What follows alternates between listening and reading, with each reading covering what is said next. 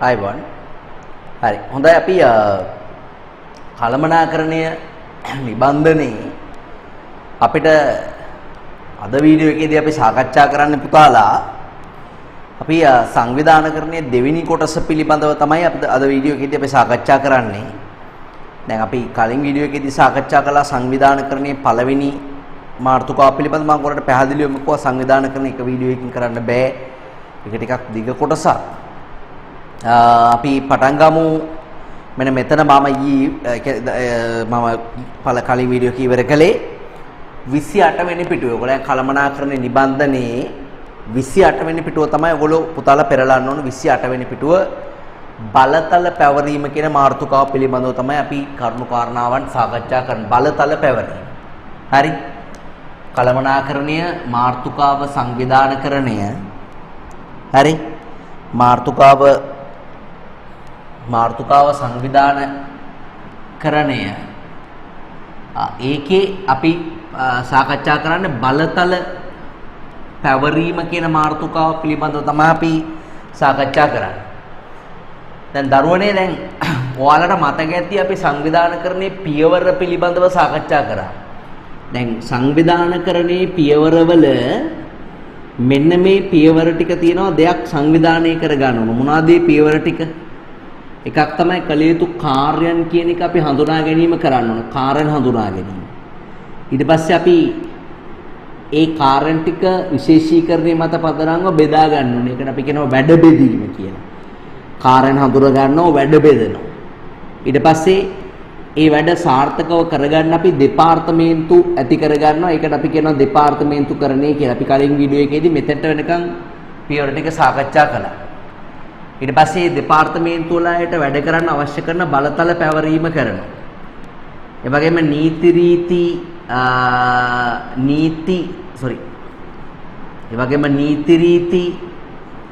ඒ වගේම ක්‍රියාපටිපාටි පැනවීම ඊළඟ අධීරයේදී වෙනවා. ඒ වගේම වැඩ කරන්න අවශ්‍ය කරන සම්පත් ලබා දීම කරනවා. ඒ වගේම බෙන්ගු අංශ හා පුද්ගලයන්ව සම්බන්ධීකරණය කරනවා. මෙන්න මේ අනාදී කාරණා තමයි අපිට මූලික වශයෙන්ම මේ සංවිධානකරණයට අදාළව තියෙන මූලික කාර්යයන් ටික වෙන්නේ. ඒකේ අපි දැන් අද කතා කරන්නේ බලතල පැවරීම කියන මාතෘකාව පිළිබඳව තමයි සාකච්ඡා කරන්නේ. මොකද්ද බලතල කියලා කියන්නේ? එදත් මම කලින් වීඩියෝ එකේදීත් පුතාලට පැහැදිලි කළා. බලතල කියන එකේ තේරුම තමයි බලතල. ඒ කියන්නේ බල කියන්නේ බලය. තල කියලා කියන්නේ තලය. නැත්නම් අපි කියනවා තනතුර කියලා. තනතුර. ඒ අනුව තනතුර සමග ලැබෙන බලයට අපි කියන ළමයිනේ බලතල කියලා. බලතල කියන. දරුවනේ බලය සහ බලතල අතර අනිවාර්යෙන් වෙනසක් තියෙනවා. මේ බලතල වලටම පාවිච්චි කරන තව වචනයක් තමයි අධිකාරිය කියන වචනේ පාවිච්චි කරනවා. අධිකාරිය. දැන් මාර්ග සංවර්ධන අධිකාරිය. නිවාස සංවර්ධන අධිකාරිය. අතුල අධිකාරිය එහෙමත් තියෙනවා. අධිකාරිය කියන්නේ බලය කියන එක. බලය. අතුල අධිකාරිය කියන්නේ පුද්ගලයෙක්. එයාට නම් කිසිම බලයක් නැහැ සමහර දේවල් ගැන කල්පනා කරලා බලනකොට නේද? බලය කියලා කියන්නේ බලපෑම් කරන්න තියෙන හැකියාව තමයි බලය කියලා කියන්නේ. කුමන හෝ ආකාරයකට බලපෑම් කරන්න පුළුවන් නම් ඒකට අපි කියනවා බලය කියලා. දැන් ඔය වීඩියෝ බලනකොට ඕගොල්ලෝ බුදියගෙන බලන්න එපා. නැගිටින්න කට්ටිය නැගිටින්න. හරි ෆෝන් එක හොඳට තියාගන්න. හොඳ හුස්මක් ගන්න. හත් දෙක කොහොම තියාගන්න. දැක්කද සමහර වෙලාවට ළමයි ඒව කරනවා. හරි පන්තියේදී මම හොඳට පෙන්නනවා. හරිද? ඔබලා කෑ ගහන්න එපා ගුවැටිය ළමයි ඕම ඉන්නවා. ඒ කියන්නේ අපිට පුළුවන් කෙනෙක්ගේ හැසිරීම කෙරෙහි යම්කිසි ආකාරයකට බලපෑමක් කරන්න. ඒ කෙනෙක්ගේ හැසිරීම කෙරෙහි යම්කිසි ආකාරයකට බලපෑමක් කරනවා නම් ඒකට අපි කියනවා බලය කියලා. ඒතර මේ බලය පුද්ගලයෙක්ට ලැබෙන මූලාශ්‍ර තියෙනවා ගොඩාක්. දැන් සමහර අයට දැන් නම් පුතාලා මතක තියාගන්න බලය කියන්නේ බලපෑම් කරන්න තියෙන හැකියාව. බලපෑම් කරන්න තියෙන හැකියාව. ඇයි ඒ බලපෑම් කරන්නේ? බලපෑම් කරන්න අන් අයලවා වැඩ ගැනීමට තමයි බලපෑම් කරන්නේ. අන් අයලවා වැඩ ගැනීමට. ඒ අන් අයලවා වැඩ ගැනීමේ කලාව කළමනාකරණය කියලා කවුද කිව්වේ? මේරි පාකර් පොලට් කියන එක කෙනා කිව්වා අන් අයලවා වැඩ ගැනීමේ කලාව කළමනාකරණය කියලා. නේ? ඒතර අන්න ඇලව වැඩ ගන්න බලය කියන එක තියෙන්න ඕන. ඒතර බලය ලැබෙන මූලාශ්‍ර මොනවද? පුද්ගලයෙක්ට බලය කියන එක ලැබෙන මූලාශ්‍ර මොනවද? බලය සමහර අයට බලය ලැබෙනවා තනතුර මත. ඒකට අපි කියනවා නීත්‍යානුකූල බලය කියලා. දැන් පොලිස්පති වුණාම යාට ලොකු බලයක් තියෙනවා මුළු පොලිස් දෙපාර්තමේන්තුවම පාලනය කරන්න. හැබැයි යා තනතුරෙන් විශ්‍රාම ගියාට පස්සේ යාට ඒ බලය නැහැ. නේ? හිටපු ජනාධිපතිට දැන් ඉන්න ජනාධිපතිට වගේ බලය නැහැ. යා හිටපු ජනාධිපති. යාගේ බලයේ තනතුරත් එක්ක යාගේ බලය ඉවර වෙලා තියෙනවා. බලය අවසానයි යා. හරිද?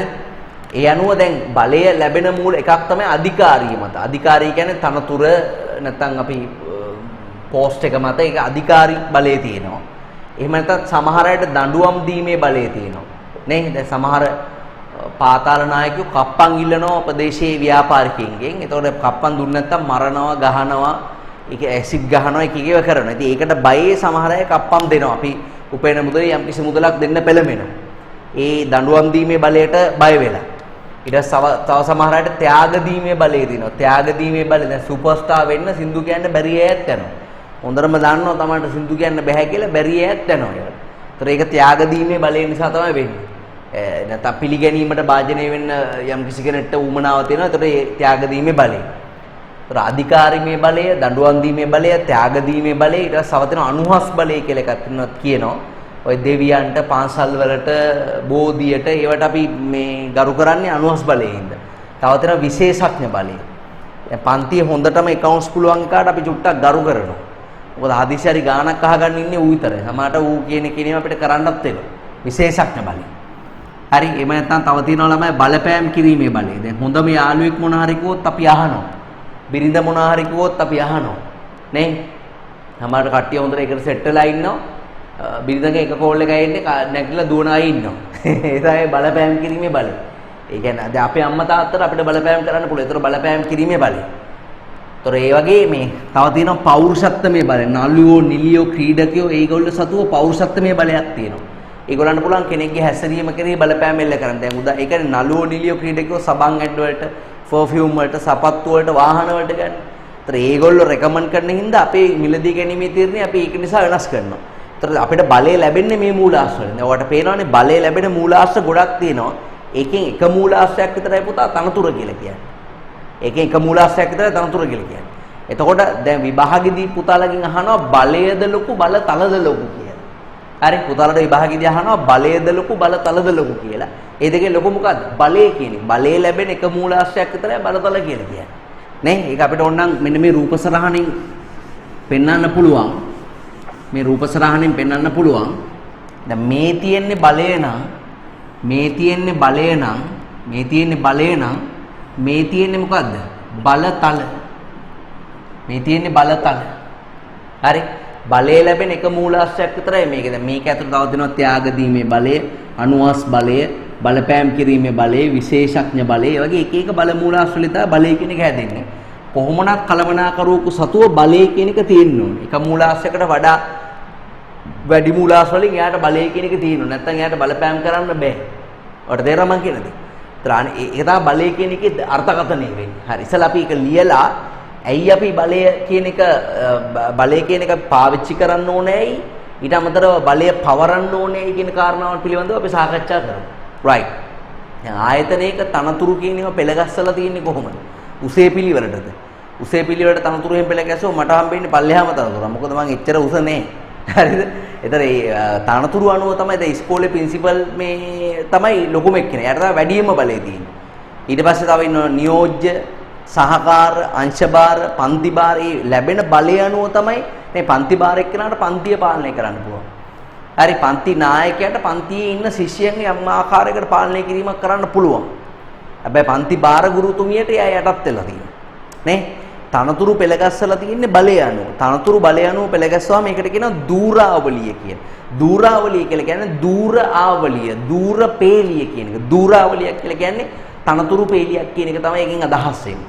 හරි එhmenan පුතාලා ගන්න පිටු අංක 28 පුතාලාගේ ටියුට් එකේ ඒකේ බලතල පැවරීම කියන මාතෘකාව බලන්න යම් කාර්යයක් ඉටු කිරීමට ප්‍රමාණවත් බලතල යටත් සේවකින් වෙත ලබා දීම හයිලයිට් කරගන්න. යම් කාර්යයක් ඉටු කිරීමට ප්‍රමාණවත් බලතල යටත් සේවකින් වෙත ලබා දීම හයිලයිට් කරගන්න. මෙහිදී අදාළ බලතලයේ සමග සේවකයාට වගකීම්ද ලබා දෙනවා. හයිලයිට් කරගන්න එකත් බලතල සමග සේවකයාට වගකීම්ද ලබා දෙනවා. ඒකට හේතුව මම පැහැදිලි කරන්න. සාමාන්‍ය බලය කියන එක පුතා උඩ ඉඳලා පල්ලෙහාට තමයි එන්නේ. උඩ ඉඳලා පල්ලෙහාට යම් කිසි දෙයක් එනවා නම් ඒකට කියන්නේ මොන නියමය කියලාද? නිව්ටන්ගේ දෙවන නියමය කියලා කියන්නේ විද්‍යා පාඩම් වල උඩ ඉඳලා යමක් පල්ලෙහාට යනවා නම් ඒකට කියන්නේ අදීශ නියමය කියලා. දැන් රැවුල බාන්නේ අදීශ නියමය අනුව. තාගේට තරම කඩාගෙන වැටෙනවා. එතකොට ඒක අදීශ නියමය. පොල් ගෙඩියක් වටනවා අදීශ නියමය. පොල් ගෙඩියක් ආගේට ඔලුවට යනකොට කියන්නේ බා ඔන්න අදීශ නියමය කියලා. ඊට පස්සේ මේ මිනිහට ඒක හිතා ගන්න බෑ උඩමින් බල බල ඉඳී. හරිද? ඒතර ඔලුවට කොහොමද තටේ? අදීශ නියමය කියලා කියන්නේ දෙයක් උඩ ඉඳන් පල්ලෙහාට යනවා නම් අදීශ නියම. බලය කියන එක උඩ තනතුරු වල ඉඳලා පල්ලෙහාට තමයි එන්නේ. ඒක තමයි අදීශ නියමය කියලා කියන්නේ. බලයත් එක්ක යාගේ යාළුවෙකුත් වෙනවා. ඒ තමයි වගකීම් කියන එක. දැන් බලය යොදන්න ඕන පුතා කාර්යයක් කරන්න බලය කියන එක යොදන්න ඕන. හැබැයි ඒ කාර්ය සතුරුදායක ලෙස නිම කරන්න අපි බැඳියාවකුත් හදන්න ඕන. නේ? දැන් කෙනෙක්ට වැඩ කරන්න අවශ්‍ය කරන බලය දෙනවා වගේම ඒ වැඩේ හරියට නිම කරන්න අපි බැඳියාවකුත් ඇති කරන්න ඕනේ. ඒක තමයි වගකීම කියලා කියන්නේ. දැන් දෙයක් බාර දීලා දැන් හොරෙක් අල්ලන්න දැන් පොලිසියට පිස්තෝලයක් දීලා රැයට මුර සංචාරය නිරත වෙන්න කියනවා. හරි? එතකොට ඒගොල්ලන්ට පුළුවන් සාමය රකින්න හදිසි අවස්ථාවලදී ඒගොල්ලෝ ගාව තියෙන පිස්තෝලේ පාවිච්චි කරන්න ඒගොල්ලන්ට බලය තියෙනවා. හරි? ඒ බලය තියෙනවා. ඉතින් දැන් සමහරට පිස්තෝලෙකුත් දීලා ඒගොල්ලන්ට ළමයි සමහරට කඩයක් හොරු කඩ ඉන්නවා. පොලිසිය කට්ටිය එතනින් එහාට මෙහාට යනවා. හරිද? හොරු ගාවත් තුවක්කු තියෙනවා. සමහරට ඒ හොරු නිරුපද්දව පැනලා යනවා CCTV කැමරාවල පෙන්නනවා. පස්සේ ඉතින් ඒ පොලිසිය අයට හේතු දක්වන්න කිව්වහම ඒ හොරු පැනලා ගියේකට හේතු දක්වන්න කිව්වහම ඒගොල්ලන්ට ඒකට සාධාරණ හේතු තියෙන්න ඕනේ. පිස්තෝලෙකුත් තිබිලා ඒගොල්ලන්ට හොරු අල්ල ගන්න බැරි වුණා නම් එහෙම කරන්න බැරි වෙන්නේ ඒගොල්ලන්ට සාධාරණ හේතු ෆෙයා ෆැක්ට්ස් කියනවා තියෙන්න ඕනේ. නේ? එතන දැන් දෙයක් බාර දුන්නාම ඒ දේ සතුරුදායකව නිම කරන්න තියෙන බැඳියාව තමයි වගකීම කියලා කියන්නේ. එහෙම සතුරුදායකව නිම කරන්න බැරි නම් ඒකට වග උත්තර බඳින්නත් ඕනේ. ඇයි ඒක කරන්න බැරි වුනේ කියලා. ඒකට අපි කියනවා වගවීම කියලා. පුතාලා මේ වචන දෙක පටල ගන්න එපා. වගකීමයි වගවීමයි. තේරෙනවද දරුවනේ? ඒවා එකට බැඳිච්ච සංකල්ප. මේ උඩ ඉඳලා පල්ලෙහාට බලතල කියන ඒවා පැවරෙනවා. හරි බලතල කියන ඒවා උඩ ඉඳලා පල්ලෙහාට එනවා. බලතල එනකොට ඒකත් එක්කම වගකීම් කියන එකත් යාළුවෙක් වගේ එනවා. හරි? ඒ කියන්නේ වගකීම් වලින් තමයි කාර්යයක් සතුරුදායකව නිම කරන්න බැඳියාව කියන එක හැදෙන්නේ. ඒ එක්කම අපිට තියෙනවා වගවීමකුත් ඇති වෙනවා. වගවීමක් කියලා කියන්නේ මේ වගවීම කියලා කියන්නේ වග උත්තර බඳින්න තියෙන බැඳියාව. දැන් ඔයාට පුළුවන්නේ පන්ති ගියාට පස්සේ පුළුවන් තරම් රෑ වෙලා ගෙදර යන්න. නේ රෑ 11ට 12ට පහුවදාට සතියක් විතර ගෙදර යන්න නැතුව යාළුවන්ගේ ගෙවල් වල නතර වෙවි එහෙම කර සතියකට පස්සේ ගෙදර යන්න පුළුවන්. ඇයි එහෙම යන්නේ නැත්තේ? ඔයාට සිද්ධ වෙනවා මොකද? වග උත්තර බඳින්න. විනාඩි 5ක් කරේ පරක් වුණොත් අම්මා සැරකල්ලා අහනවා මොකද පරක් රස්සියද ගෙවුවද කියලා අහනවා. ඒතරේ අය වග උත්තර බඳින්න බැරි නිසා ඒ කරච්චලේ ඉවස ගන්න බැරි නිසා નિયમિત වෙලාවට අනිවාර්යයෙන්ම යනවා. නේ? එයා දන්නවා අපි එන වෙලාව වග උත්තර බඳින්න බැරි නිසා තමයි එහෙම කරන්නේ. දැන් අපිට දුන්න වගකීම හරියට ඉටු කරන්න මේ වගවීම කියන සංකල්පේ මාර විදිහට උපකාර වෙනවා. වගවීමෙන් තමයි අපිට වගකීම හරියට ඉටු කරන්න අවශ්‍ය කරන බැඳියාව කියන එක හැදෙන්නේ. නේ? විභාගෙදී එකපාරක් අහලා තියෙනවා කාර්ය බලතල සහ වගකීම් අතර සම්බන්ධයේ රූප සරහනක ඉදිරිපත් කරන්න කියලා. දැන් මේ බලන්න පුතේ. අපිට ආයතනයේ විසින් යම්කිසි කාර්යයක් පවරනවා. ඒ කාර්ය ඉටු කරන්න අපිට ළමයි වගකීමක් තියෙන. ඒ කාර්ය සතුරුදායක ලෙස ඉටු කරන්න අපිට වගකීමක් තියෙනවා. ඒ විතරක් නෙමෙයි එම කාර්ය සතුරුදායක ලෙස ඉටු කරන්න අපිට මොනවද පැවරෙන්නේ? බලතලත් පැවරෙනවා. හැබැයි එම කාර්ය සතුරුදායක ලෙස නොකළොත් එහෙම අපිට වග උත්තර බඳින්න වගවීමකුත් ඇති වෙනවා. ඔයාලට තේරෙනවද මම කියන්නේ? නිතරම බලතල සහ වගකීම් කියන ඒවා දූරාවලිය දැන් මෙතන විදුහල්පතිතුමා ඉන්නවා නම් සාමාන්‍යයෙන් පන්ති භාර ගුරුවරයා ඉන්නවා නම් යටම විදුහල්පතිතුමා බලෙන් ටිකක් නියෝජ්‍ය කෙනාට දෙනවා. නියෝජ්‍ය කෙනා බලෙන් ටිකක් සහකාරක කෙනාට දෙනවා. සහකාරකින් එක්කෙනා ටිකක් අංශභාර එක්කෙනාට දෙනවා. අංශභාර එක්කෙනා පන්ති භාර ගුරුවරයාට දෙනවා. එතකොට මේ උඩ ඉඳලා පල්ලෙහාට බලතලත් එනවා. ඒකම වගකීමකුත් එනවා. හරි? මුළු පාසල ගැනම තීරණ ගන්න තියෙන බලෙන් ටිකක් නියෝජ්‍ය විදුහල්පතිට දීලා කියන ඔයා ප්‍රයිමරි සෙක්ෂන් එක ගැන තීරණ ගන්න. ඒකම මෙයාගේ බලය විදුහල්පතිතුමාගේ බලතල අඩු වෙනවත් එක්කම තව අඩු වෙනව මොකද? වගකීමුත් අඩු වෙනවා. පාසල පිළිබඳවම තියෙන වගකීම එයාගේ වගකීමෙන් කොටසක් එයා පවරනවා එක්කෙනෙක්ට. ඒතර එයාට ගැලවෙන්න පුළුවන් නේද? එයාට පුළුවන් වුණා යම්කිසි රිලීස් එකක් ගන්න ප්‍රාථමික අංශය පිළිබඳ රිලීස් එක නියෝජ්‍යෙක් කෙනාට දෙන නිසා. බලතලයේ වගකීම නිතරම උඩ ඉඳලා පල්ලෙහාට තමයි එන්නේ. හැබැයි වග උත්තර බැඳීම යන්නේ කොහොමද? යට ඉඳලා උඩට තමයි වග උත්තර බැඳීම යන්නේ. වගවීම කියන එක උඩුකුරුව තමයි යන්නේ. පන්තියේ ළමයි මොනවා හරි වැරද්දක් කරොත් පන්ති භාර කෘත්‍යමී අංශ භාර එක්කෙනාටත් අංශ භාර එක්කෙනා සහකාර එක්කෙනාටත් සහකාර එක්කෙනා නියෝජ්‍ය එක්කෙනාටත් නියෝජ්‍ය එක්කෙනා විදුහල්පතිතුමාටත් වග උත්තර බඳින්න. ඒ වග උත්තර බැඳීමේ ක්‍රියාවලිය යට ඉඳන් උඩට තමයි යන්නේ. මේ වග උත්තර බඳින්න වෙන නිසා වග උත්තර බඳින්න වෙන නිසා ඒක කරන්න බැරි නිසා හැමතිස්සෙම ඒ පවරන ලද කාර්ය නැත්නම් වගකීම සතුරුදායක ලෙස නිම කරන්න මේගොල්ලන්ට බැඳියාවක් ඇති වෙනවා. ඒ නිසා මේවා අතර තියෙනවා මේ වගේ සහසම්බන්ධතාවය. රයිට්. හරි එහෙනම් අපි ලියමු පුතා බලන්න. අපි ලියමු බලන්න.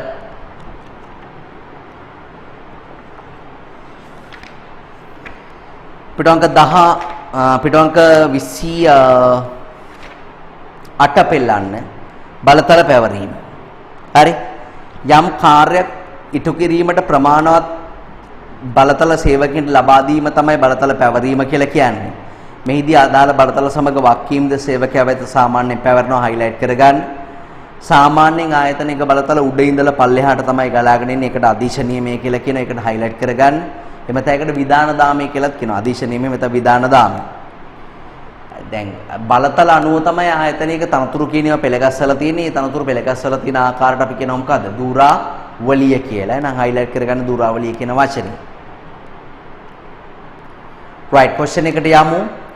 බලය සහ අධිකාරිය යනුවෙන් කුමක් අදහස් වන්නේද කියලා අහනවා. බලය සහ අධිකාරිය කියන්නේ මොකක්ද කියලා අහනවා. right අපි ලියමු මෙහෙම.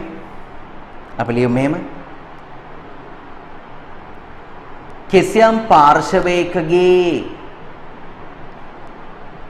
පාර්ශවයකගේ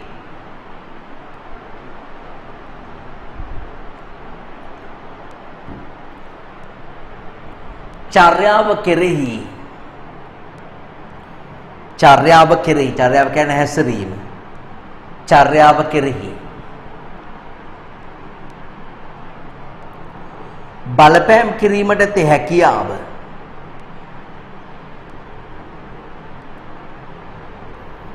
චර්යාව කෙරෙහි බලපෑම් කිරීමට තේ හැකියාව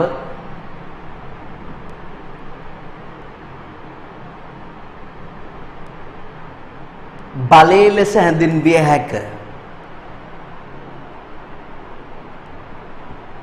බලය ලෙස හැඳින්විය හැක.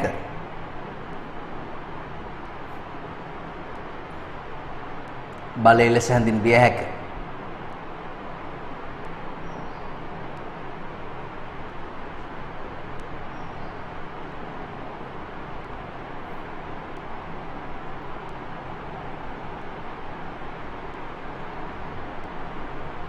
ඡේද කඩන්න.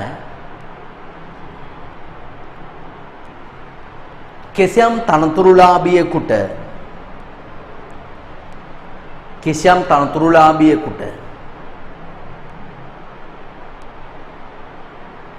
සිය තනතුරට අදාළ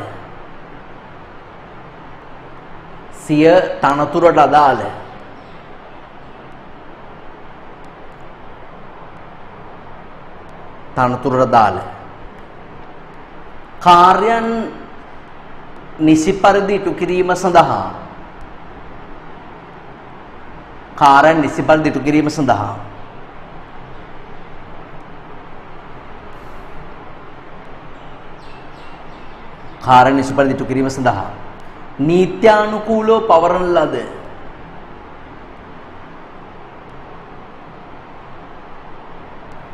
නීත්‍යානුකූලව පවරන ලද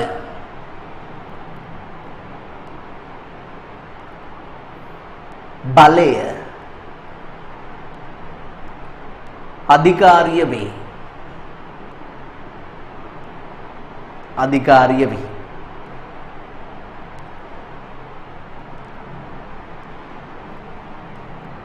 අපව ඡේද කඩන්න.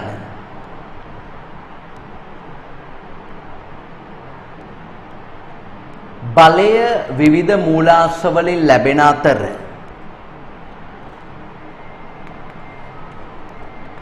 බලය විවිධ මූලාශ්‍ර වලින් ලැබෙන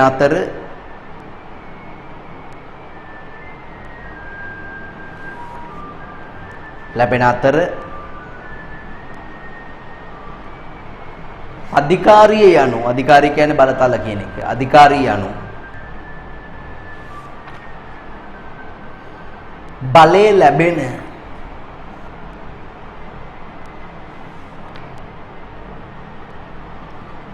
එක් මූලාශ්‍රයක් පමණි.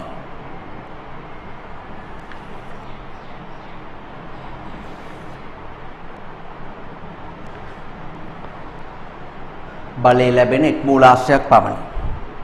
right. ඊට පස්සේ අර මම ඇඳපු රවුන්ඩ් එක තියෙනවනේ නිබන්ධනේ. මෙන්න මෙහෙම බෝල දෙකක් තියෙනවනේ නිබන්ධනේ. මෙහෙම ලොකු බෝලයයි පොඩි බෝලයයි. මේ පොඩි බෝලයට ලියන්න බලය කියලා. sorry. මේ පොඩි බෝලයට ලියන්න අධිකාරිය කියලා. අධිකාරිය වරහන් තුලේ බලතල කියලා ලියන්න. වරහන් තුලේ බලතල කියලා ලියන්න. ලොකු බෝලයට ලියන්න බලය කියලා.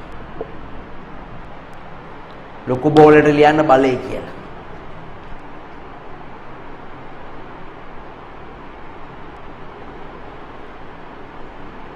හරිද?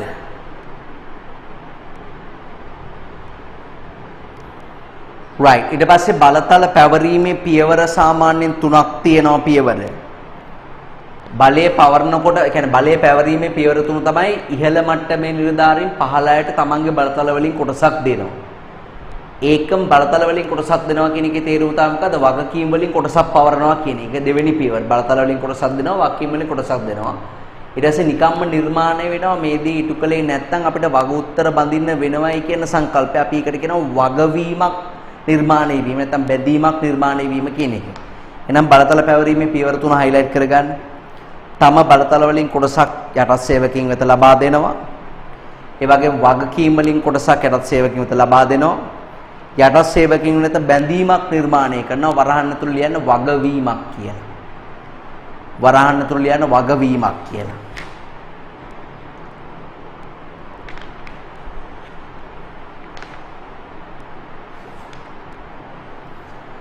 right. ඉතින් ඇයි ඉහළය පහළයට බලය කියන එක දෙන්නේ? නේ? දැන් ජනාධිපතිතුමාට පුළුවන් මුළු අමාත්‍ය මණ්ඩලෙම තමන්ට පවරගෙන මුළු බලතල ඔක්කොම තමන් යටතේ ක්‍රියාත්මක කරගෙන එහෙම කරන්න පුළුවන්. ඇයි මේ බලය කියන එක අනිත් අයට දෙන්නේ? බලය කියන එක අනිත් අයට දීමට හේතු කාරණා කීපයක් වෙන. එකක් තමයි සියලු තීරණ තමන්ට ගන්න බෑ. නේ?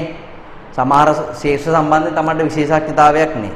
වාහනයට දාන්න ඕන ටයර් පිළිබඳව සමහරලාට වාහනේ අයිතිකාරයට වඩා දන්නේ වාහනේ ඩ්‍රයිවර්. නේ? ඒ තීරණවල ගුණාත්මකභාවය වැඩි කරගන්න යටත් නිලධාරීන්ට අනිවාර්යෙන් බලය කියන එක දෙන්න ඕන. අනිත් එක තමයි තීරණ ගැනීමේ කාලය අඩු කරගන්න. හැම දෙයක්ම ඉහළ නිලධාරියෙක්ගෙන් කෝල් කර ළඟට ඇවිල්ලා අහන්න ගියාම අපිට තීරණ ගන්න ප්‍රමාද වෙනවා. අපිට වැදගත් තීරණ වලට වැඩි වෙලාවක් මේ මිඩම් කර නොහැකි වෙනවා. මොකද පොඩි දේවල් ගැනත් අපි තීරණ ගන්න ඕන හින්දා. ඒ නිසා තීරණ ගැනීමට යන කාලය අඩු කරගන්න, තීරණවල ගුණත්වය වැඩි කරගන්න, ඒ වගේම කවදාරි දවසක පහළ අය තමයි ඉහළ තනතුරු වලට එන්නේ.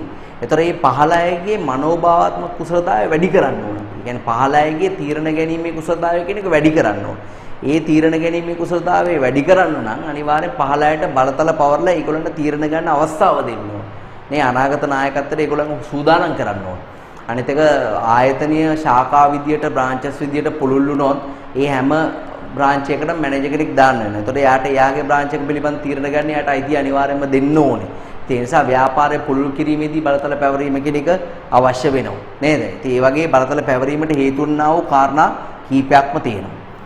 බලන්න පළවෙනි එකේ තියෙන පහළ නිලධාරීන්ගේ කාරණ වලින් කොටසක් පහළ නිලධාරීන්ට කාරණ වලින් කොටසක් පවරා ඉහළ නිලධාරීන්ගේ වගකීම් ප්‍රමාණය අඩු කර ගැනීම සඳහා වා highlight කරගන්න ඉහළ නිලධාරීන්ගේ වගකීම් ප්‍රමාණය අඩු කර ගැනීම සඳහා. ඒ වගේම තීරණ ගැනීමේ ක්‍රියාවලියට සම්බන්ධ කර ගැනීමේ පහළ සේවකයන් අභිපේරණය කිරීම සඳහා. මොකද තීරණ ගන්න පහළට අවස්ථාව දුන්නාම ඒ අය උනන්දු වෙනවා. ඉරිගා ගන්න පහළ සේවකයන් අභිපේරණය කිරීම සඳහා. ඒ වගේම තීරණ ගැනීමේ කාලය ඉතිරි කර ගැනීම සඳහා ඉරිගා ගන්න තීරණ ගැනීමේ කාලය ඉතිරි කර ගැනීම සඳහා. ඒ වගේම පහළ සේවකීන්ගේ නව අදහස් සහිතව තීරණ ගැනීමේ සාර්ථකභාවය වැඩි කර ගැනීම සඳහා ඉරිගා ගන්න තීරණවල සාර්ථකභාවය වැඩි කර ගැනීම සඳහා අනිත් එක සමහරට ඉහළ කළමනාකරුවන්ගේ හැකියාවන් සීමිතයි. ඒතකොට පහළ අයව සම්බන්ධ කරගන්න වෙනවා තීරණ ගන්න. ඒතර හයිලයිට් කරගන්න පස්වෙනි එක ඇතැම් අවස්ථාවල ඉහළ අයගේ තීරණ ගැනීමේ හැකියාවන් සීමිත වීම නිසා. ඒ වගේම පහළ මට්ටමේ සේවකීන්ගේ මනෝභාවාත්මක කුසලතා වැඩි කිරීම සහ වක්කීම් දැරීම් පුහුණු කිරීම සඳහා ඒතර අනාගත නායකත්වයට ඒගොල්ලෝ පුහුණු වෙනවා. ඉදිරිගහ ගන්න මනෝභාවාත්මක කුසලතා වැඩි දියුණු කිරීම සහ වක්කීම් දැරීම් පුහුණු කිරීම සඳහා. ඒ වගේම ව්‍යාපාරික කටයුතු පුළුල් පරාසයක පැතිරීම නිසා කියන්නේ බ්‍රාන්චස් විදිහට පුළුල් කරනවා නම් අපිට අනිවාර්යයෙන්ම බලතල පවරන්න වෙනවා. right. දැන් සමහර වෙලාවට බලතල පැවරීමට මතුවන බාධකක් තියෙනවා.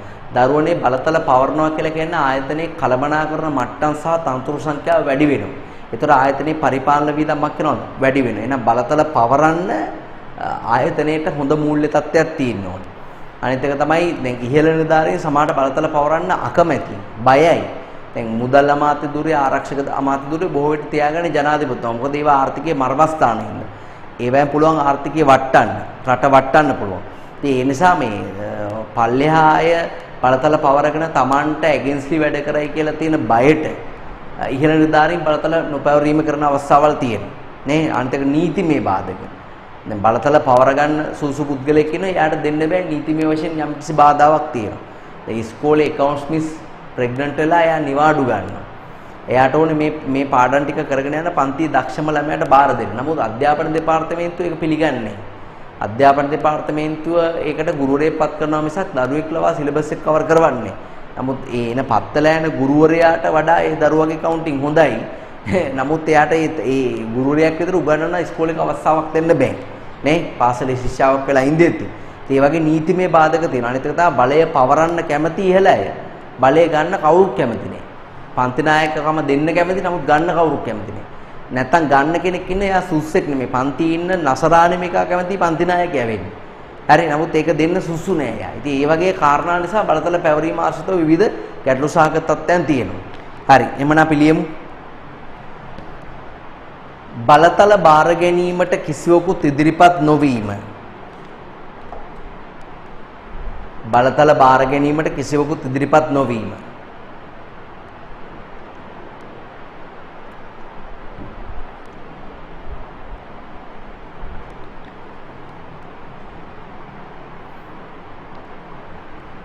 තව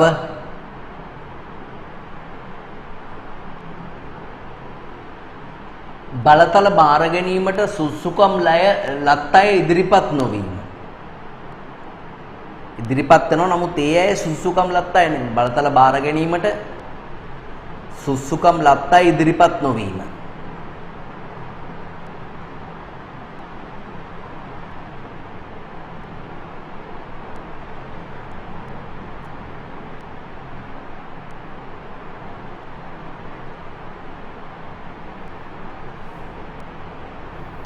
right ඊට පස්සේ ඊළඟ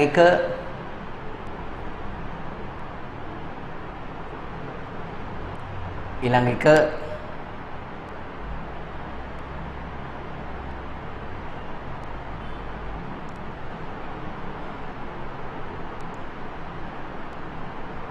බලතල පැවරීමට උසස් නිලධාරීන් අකමැති වීම. බලතල පැවරීමට උසස් නිලධාරීන් අකමැති වීම.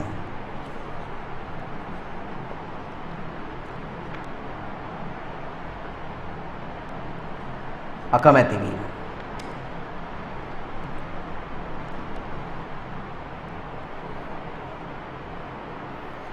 ඊළඟ එක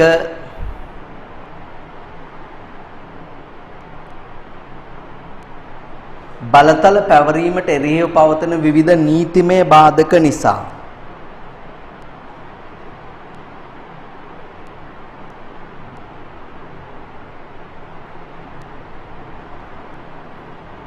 බලතල පැවරීමට එරෙහිව පවතින විවිධ නීතිමය බාධක නිසා.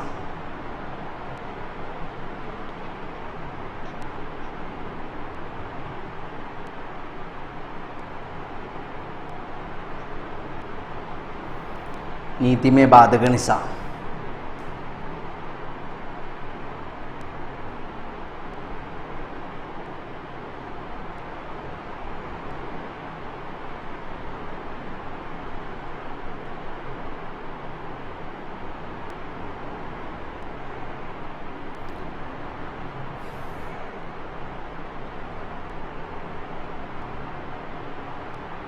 right ඒ ඇති මේ ලොකුම වැදගත්කමක් නැහැ ඒක. හරි ඊට පස්සේ අපි යමු ටිකක් වැදගත් මාතෘකාවක් එක බලතල පැවරීමේදී අවධානය යොමු කළ යුතු මූලධර්ම. නැත්තම් පුතාලා ඒකටම ලියන්න මේ මාතෘකාවටම තව උපමාර්ථ කියන්නේ බරහතුර තව ලියන්න මෙහෙම. දැන් ඔකේ තියෙන්නේ බලතල පැවරීමේදී අවධානය යොමු කළ යුතු මූලධර්ම කියලා. පුතාලා වරහන් තුල දාලා ලියන්න සංවිධානකරණයේදී අවධානය යොමු කළ යුතු මූලධර්ම කියලා. බලතල පැවරීමේදී අවධානය යොමු කළ යුතු මූලධර්ම කියන එකට පුතාලා වරහන් තුල ලියන්න සංවිධානකරණයේදී අවධානය යොමු කළ යුතු මූලධර්ම.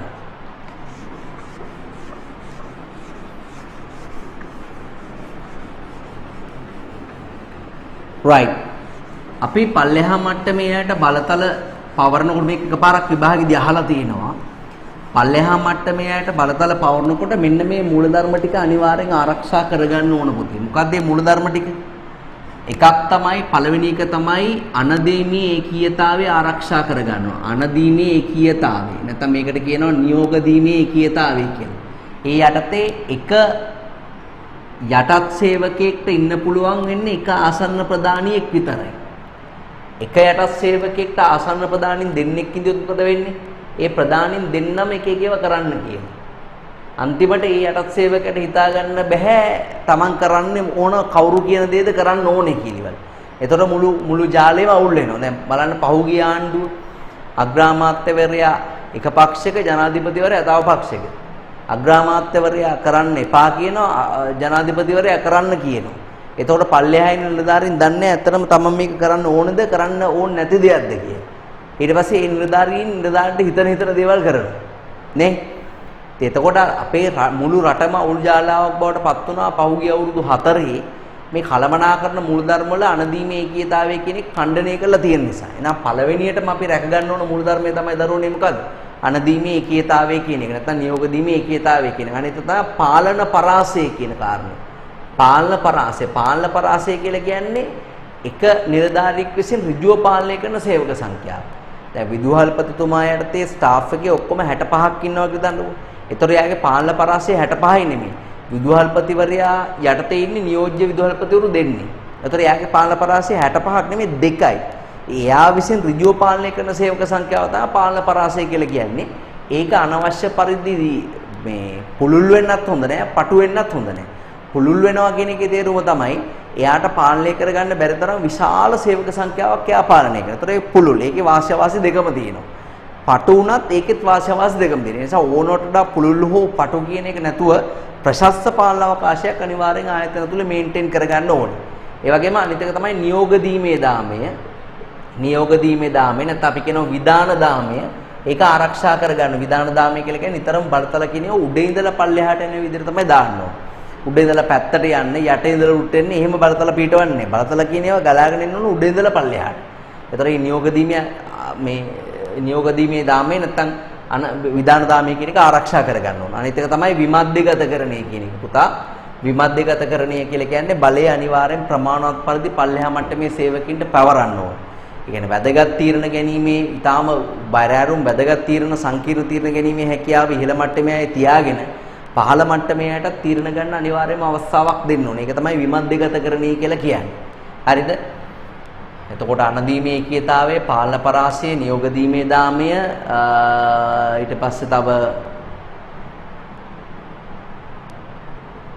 සාම්‍ය බව කියන එක අනිවාර්යෙන් රකින්න ඕනේ. සාම්‍ය බව කියලා කියන්නේ පුතේ ලබා දෙන වගකීම් වලට ප්‍රමාණවත් බලතල දෙන්න ඕනේ. නැත්නම් එයාට ඒ වගකීම් ඉටු කරගන්න බැරි වෙනවා. ලබා දෙන තනතුරුලාභීක ලබා පවරන වගකීම් වලට ප්‍රමාණවත් බලතල ටිකුත් එයාට අනිවාර්යයෙන්ම ලබා දෙන්න ඕනේ. මෙන්න මේ මූලධර්ම සෙට් එක අනිවාර්යෙන් රැක ගන්න ඕනේ බලතල පැවරීමේදී හෝ සංවිධානය කිරීමේදී. right නම් පළවෙනි එක ලියන්න පාලන පරාසය. ඒක විස්තරේ highlight කරගන්න පුතාලා. පාලන පරාසය ඒකේ විස්තරේ highlight කරගන්න. එක් කලමනාකරුවෙකු විසින් ඍජුව පාලනය කරන සේවක සංඛ්‍යාවයි කියන එක.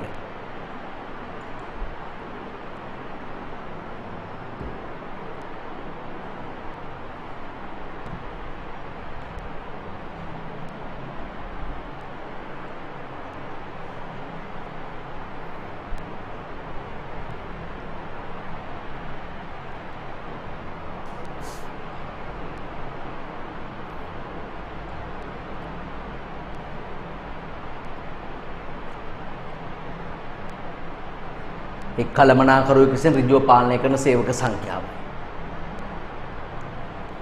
right ඊට පස්සේ දෙවෙනි එක ලියන්න අනදීමේ ඒකීයතාවය නැත්නම් නියෝග දීමේ ඒකීයතාවය. අනදීමේ නැත්නම් නියෝග දීමේ ඒකීයතාවය.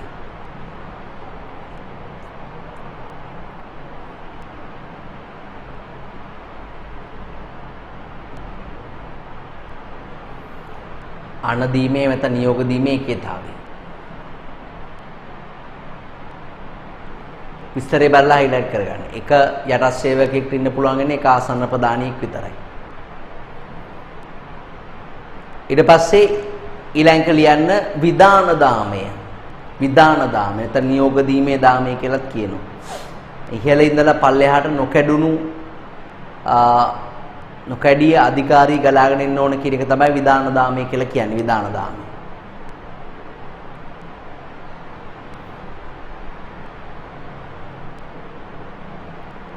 ඊට පස්සේ හතරවෙනි එක ලියන්න සාම්‍ය බව. සාම්‍ය බව.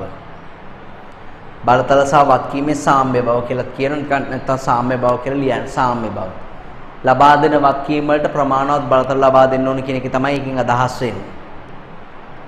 විස්තරේ බලන්න.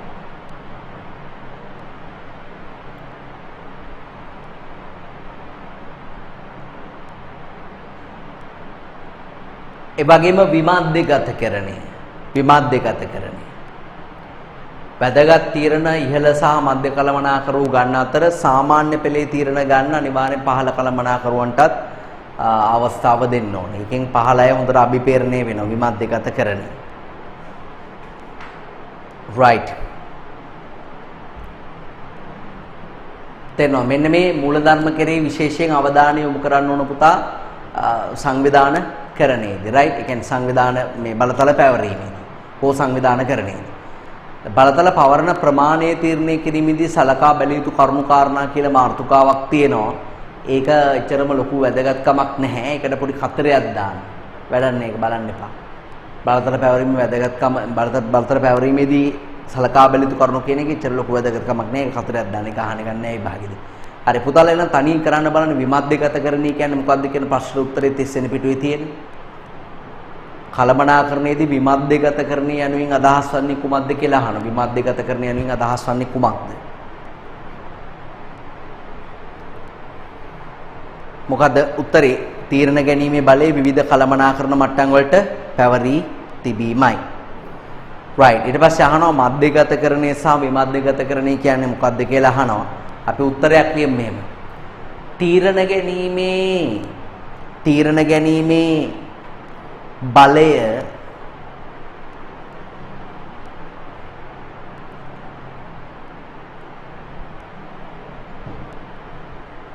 පහළ කළමනාකරුවන් වෙත නොපවරා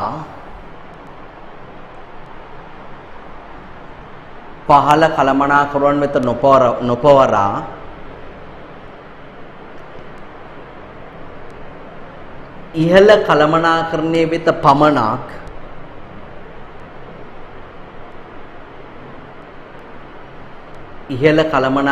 වෙත පමණක් කේන්ද්‍රගත වී තිබීමයි.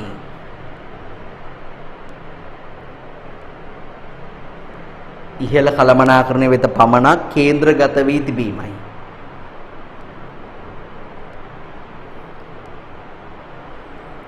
කේන්ද්‍රගත වී තිබීමයි.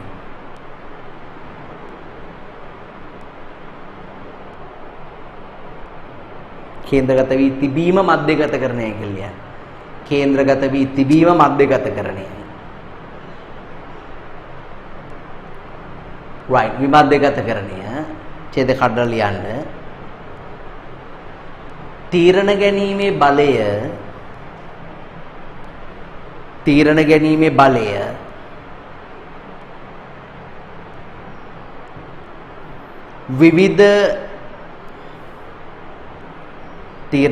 බලය විවිධ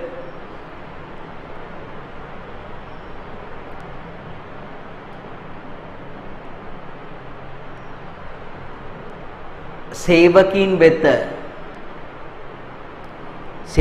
වෙත පවරා තිබීම පවරා තිබීම විමධ්‍යගතකරණයයි.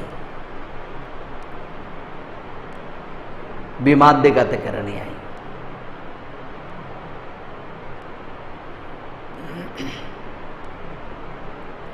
විමධ්‍යගතකරණයයි. right. ඉතින් ඇත්තරම ළමයිනේ ওই මධ්‍යගතකරණය හෝ විමධ්‍යගතකරණය කියන සංකල්ප දෙක තුලම අන්තගාමී වීම කියන එක හොඳ නැහැ. මොකද අන්තගාමී වෙනවා කියලා කියන්නේ එක පැත්තකට යනවා සම්පූර්ණයෙන්. ඒක තමයි අන්තගාමීත්වය කියලා කියන්නේ. නේ? දැන් බුදුහාමුදුරුවෝ දැන් සිදුවත් කුමාරයා ඉස්සලම දුෂ්කර ක්‍රියා කළා. නේ මුලින්ම දුෂ්කර ක්‍රියා කරන්න කලින් එයා සැප වින්දා.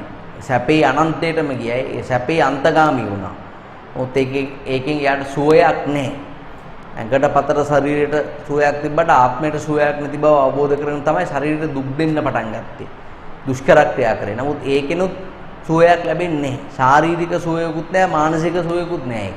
ඒ තමයි මධ්‍යම ප්‍රතිපදාව මැදුම් පිළිවෙත අනුගමනය කළේ. කිසිම දෙයකට අන්තගාමී වෙන්නේ නේ. දැන් බලය කියන එක එක්කෙනෙක් තියාගත්තොත් ඒකට අපි කියනවා මධ්‍යගතකරණය කියලා. මධ්‍යගතකරණය දැන් බලය එක්කෙනෙක් තියාගත්තොත් මොකද වෙන්නේ? ඒකේ අවාසි මොනවද?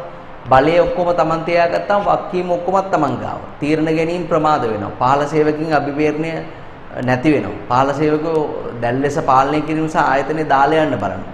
හැබැයි ඉතින් මධ්‍යගතකරණයේ වාසි තියෙනවා. තීරණවල ඒකීය භාවයක් තියෙනවා. ඒ කියන්නේ Taman ගත්ත තීරණ ශනිකව ක්‍රියාත්මක කරන්නත් පුළුවන්. හරි. අර තීරණ වලට එකඟතාවයෙන් අහන්න නැති හින්දා තීරණ ගැනීමේ කාලය අඩු කර ගන්නත් පුළුවන්. කලමනාකරන මට්ටම් අඩු කර ගන්නත් පුළුවන්. විමධ්‍යගත කරනවා කියලා කියන එකේ තේරුම තමයි ආයතනයේ කලමනාකරන මට්ටම් වැඩි කියන එක. දැන් මේ කලමනාකරන මට්ටම් අඩු කරගන්න ගැනීමේ හැකියාවත් මේකේ තියෙනවා. මධ්‍යගතකරණය. ඒ වගේ වාසිය වාසි තියෙනවා. දැන් විමධ්‍යගතකරණය ගත්තාම මධ්‍යගතකරණයේ අවාසි විමධ්‍යගතකරණයේ වාසි. විමධ්‍යගතකරණය කරාම සේවකින්ව අභිපේරණය කරන්න පුළුවන්. තීරණවල ගුණාත්මක භාවය වැඩි කර ගන්න පුළුවන්. ඒ වගේම තීරණ ගන්න ඉහළ කලමනාකරුව වැය කරන කාලය අඩු කර ගන්න පුළුවන්. හැබැයි අවාසි තමයි තීරණයක් ගන්න කලින් කීප දෙනෙක් එක්ක සාකච්ඡා කරන්න වෙන නිසා ක්ෂණිකව තීරණ ලබා ගැනීමේදී ගැටලු තියෙනවා මේ මධ්‍යගතකරණයේදී. අනිත් එක තමයි මේ ආයතනයක් ඇතුළේ විවිධ අවිධිමත් කණ්ඩායම් බිහි වෙන්න පුළුවන්. මොකද හැමෝටම බලය තියෙන නිසා ඒගොල්ලෝ ඒ බලය පාවිච්චි කරලා එක අවිධිමත් කණ්ඩායම් ආයතන තුල බිහි කර ගන්නත් පුළුවන්. ඉතින් ඒ වගේ වාසි දෙකම තියෙනවා. දැන් විමධ්‍යගතකරණයේදී ආයතනයක තනතුරුලාභීන් සහ කළමනාකරන මට්ටම් ප්‍රමාණය වැඩි කරන්න ඕනේ. එතකොට ඒගොල්ලන්ට පරිපාලන පිරිවැත් අනිවාර්යෙන් වැඩි වෙනවා. තියෙන පුතාලා බලන්න බලයේ බෙදා හැරීම මධ්‍යගතකරණය සහ විමධ්‍යගතකරණයේ වාසි දාලා තියෙනවා. මධ්‍යගතකරණයේ වාසි බලන්නකෝ. තීරණ ගැනීම වේගවත්. Tamanne තීරණය ගන්න. තීරණවල ඒකීය භාවයක් තියෙන ඒකාකාරයි. පාලනයේ පහසුයි. අවශ්‍යමයි තීරණ ක්‍රියාත්මක කිරීම පහසුයි නෙමෙයි අපහසුයි වෙන්න ඕනේ ඒක. ඇයි ඉතින් තීරණ ක්‍රියාත්මක කරන අපහසු වෙන්නේ? පල්ලෙහාය ඒකට අකමැති වෙන්න පුළුවන් ඒ තීරණ වලට. තීරණ ක්‍රියාත්මක කිරීම අපහසුයි. සේවක අතෘප්තිය සහ අසහනය වැඩිනවා Tamanට තීරණ ගන්න බලය නැති වුනහම.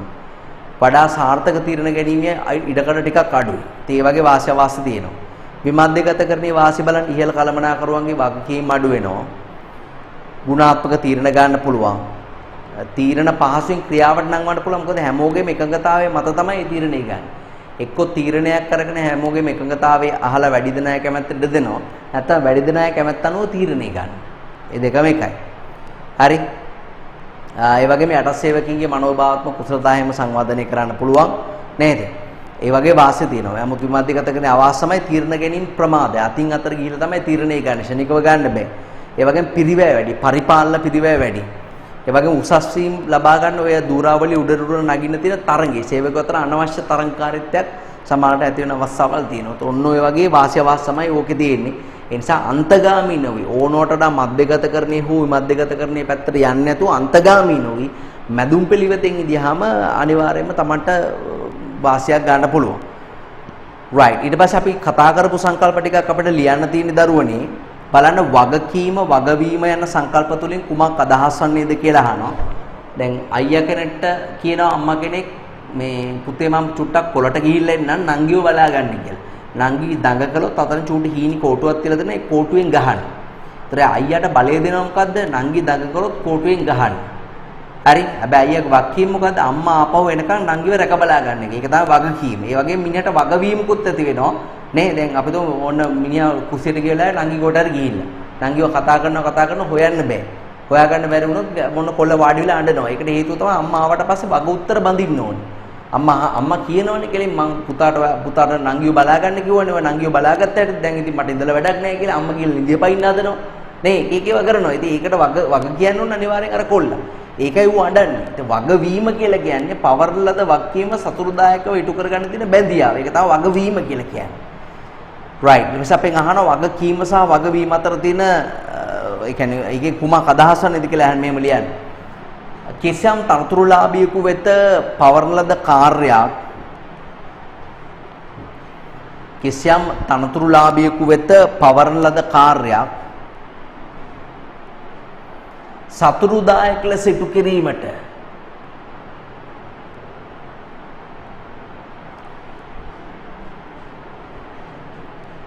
සතුරුදායක ලෙස ඉටු කිරීමට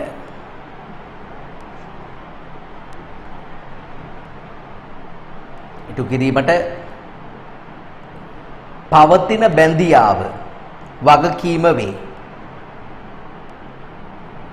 පවතින බැඳියාව වගකීම වේ.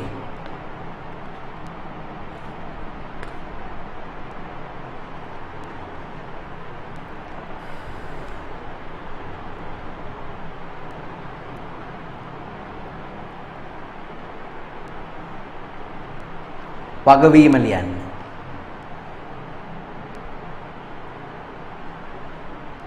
කිසියම් කාර්යයක් සතුරුදායකව ඉටු නොකළහොත් කිසියම් කාර්යයක් සතුරුදායකව ඉටු නොකළහොත්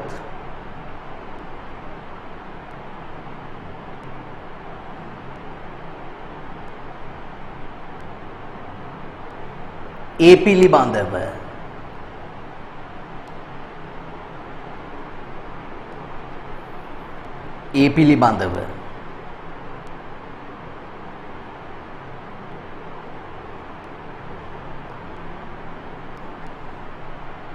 වග උත්තර බැඳීම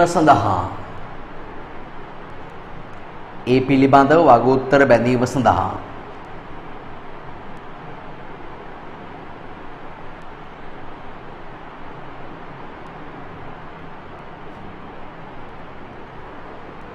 පවතින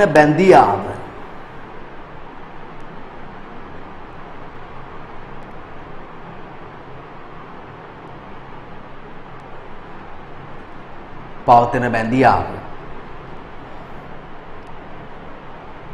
වගවීම වේ.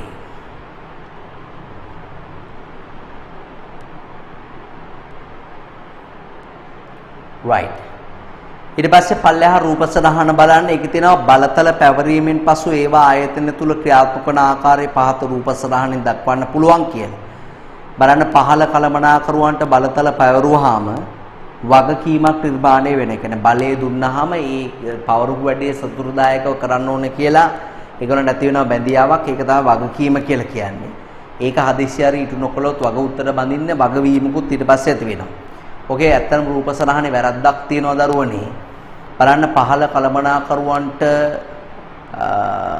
බලතල පවර්ණ විට වගවීමක් නිර්මාණය වේ. වගකීමක් නිර්මාණය වේ. ඊට පස්සේ වගකීමක් ඇති වේ කියලා නේ තියෙන. ඒක වගවීමක් ඇති වෙන්න ඕනේ.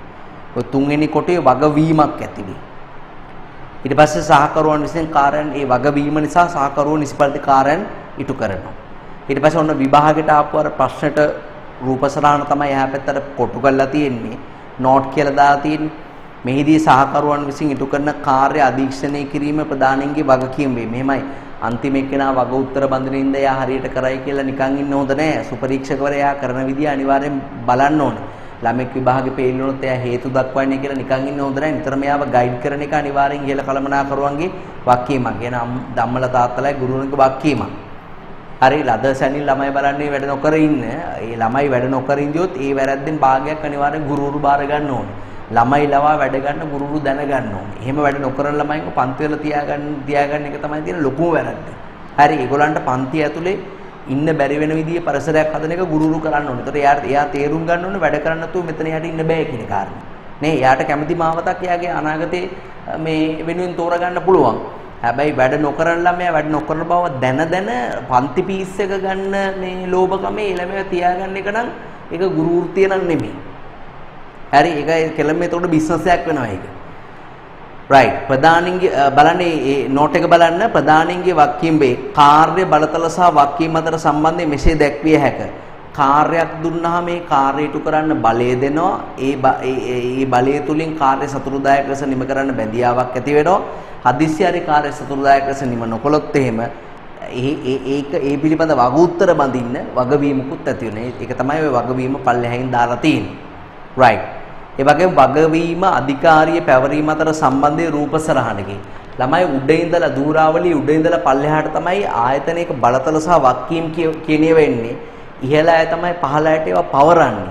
හැබැයි වැඩේ හරියට සතුටුදායකව ඊට නොවුනොත් එහෙම වග උත්තර බැඳීම යන්නේ පල්ලෙහා ඉඳලා උඩ තමයි වග උත්තර බැඳීම කියන්නේ. නේද? එහෙනම් බලන්න වගවීම කියන එක පල්ලෙහා ඉඳලා උඩට යනවා. අධිකාරිය පැවරීම කියන එක උඩ ඉඳලා පල්ලෙහාට එනවා. පුතාලා වරහන් ඇතුළේ ලියා ගන්න අධිකාරිය පැවරීම කියන එකට වරහන් ඇතුළේ ලියා ගන්න වගකීම් පැවරීම. අධිකාරියත් එක්ක වගකීමුත් එනවා. වගකීම් පැවරීම.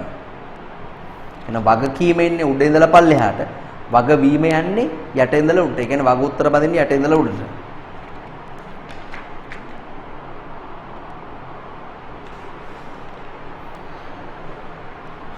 right පුතාලා එන්න පිටවංක 32ට ඒකේ තියෙනවා බලතල සහ වක්කීම් අතර සම්බන්ධය පැහැදිලි කරන්න කියලා. ඒක මෙහෙම ලියන්න.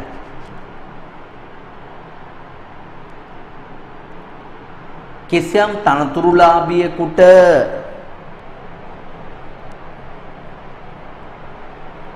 පවරන ලද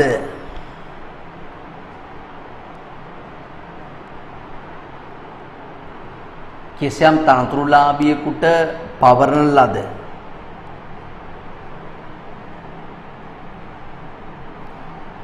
කාර්ය පවරන ලද කාර්ය සතුටුදායකව නිම කිරීමට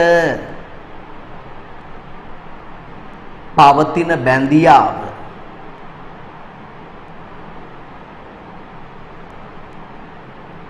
වගකීම වේ. පවතින බැඳියාව වගකීම වේ.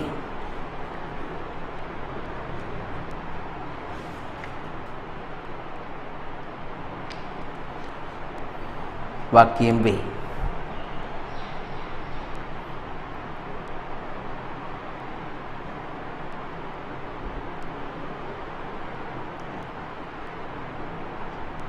එසේ පවරන ලද වගකීම්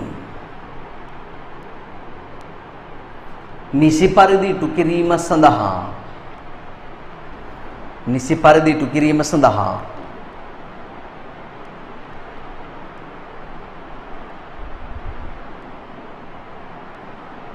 තනතුරුලාභියා වෙත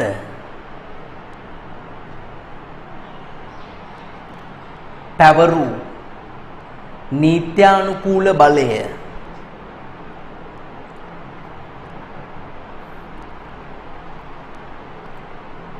අධිකාරිය වේ. අධිකාරිය වේ. ඡේද කඩන්න. අධිකාරිය වේ. ඡේද කඩන්න. තනතුරු ලාභියෙකුට පැවරූ වගකීම්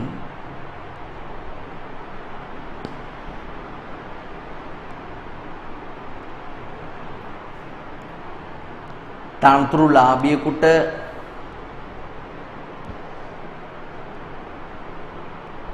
පැවරූ වගකීම්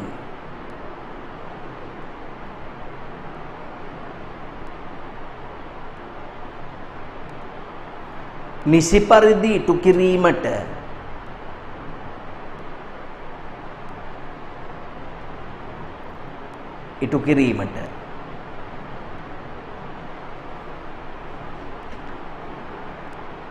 ප්‍රමාණවත් බලතල පැවරිය යුතුය.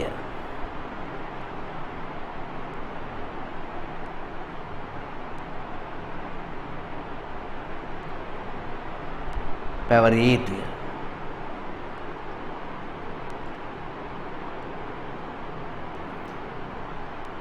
එය බලතල සහ වගකීමේ සාම්‍ය බව ලෙස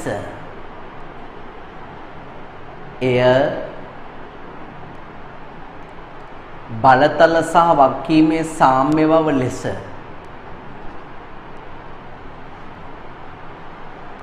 සාම්‍ය බව ලෙස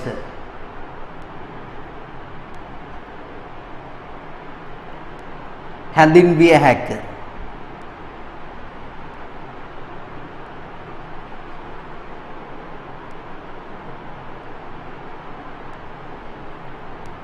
හැඳින්විය හැක.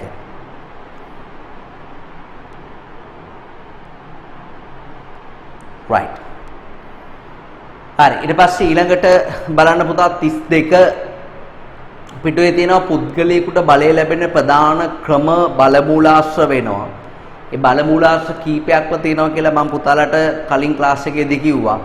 ත්‍යාග දීම, දඬුවම් දීම නේද? විශේෂඥතාවය, අනුහස, බලපෑම් කිරීමේ බලය, පෞරුෂත්වමේ බලය, තොරතුරුමේ බලය. මේ සමහර අය ගාව තියෙන තොරතුරු පෙන්නනවා කියලා ඒගොල්ලෝ බය කරනවා සමහර අය.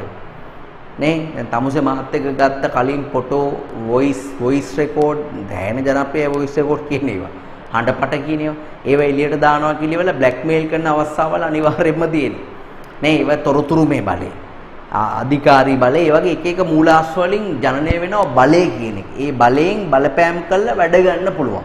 ඒක තමයි අර එහා පැත්තේ රූපසරහනේ පෙන්වන 33 වෙනි පිටුවේ කලමනාකරණය හා බලය අතර ඇති සම්බන්ධයේ රූපසරහනකින් ඔය උඩ කොටු වගේක් තියෙනවනේ මේ කොටු ටිකට ඔයා දාන්න පුතේ ත්‍යාග දීම, දඬුවම් දීම, විශේෂඥතාවය, පෞරුෂත්වය, අධිකාරිය,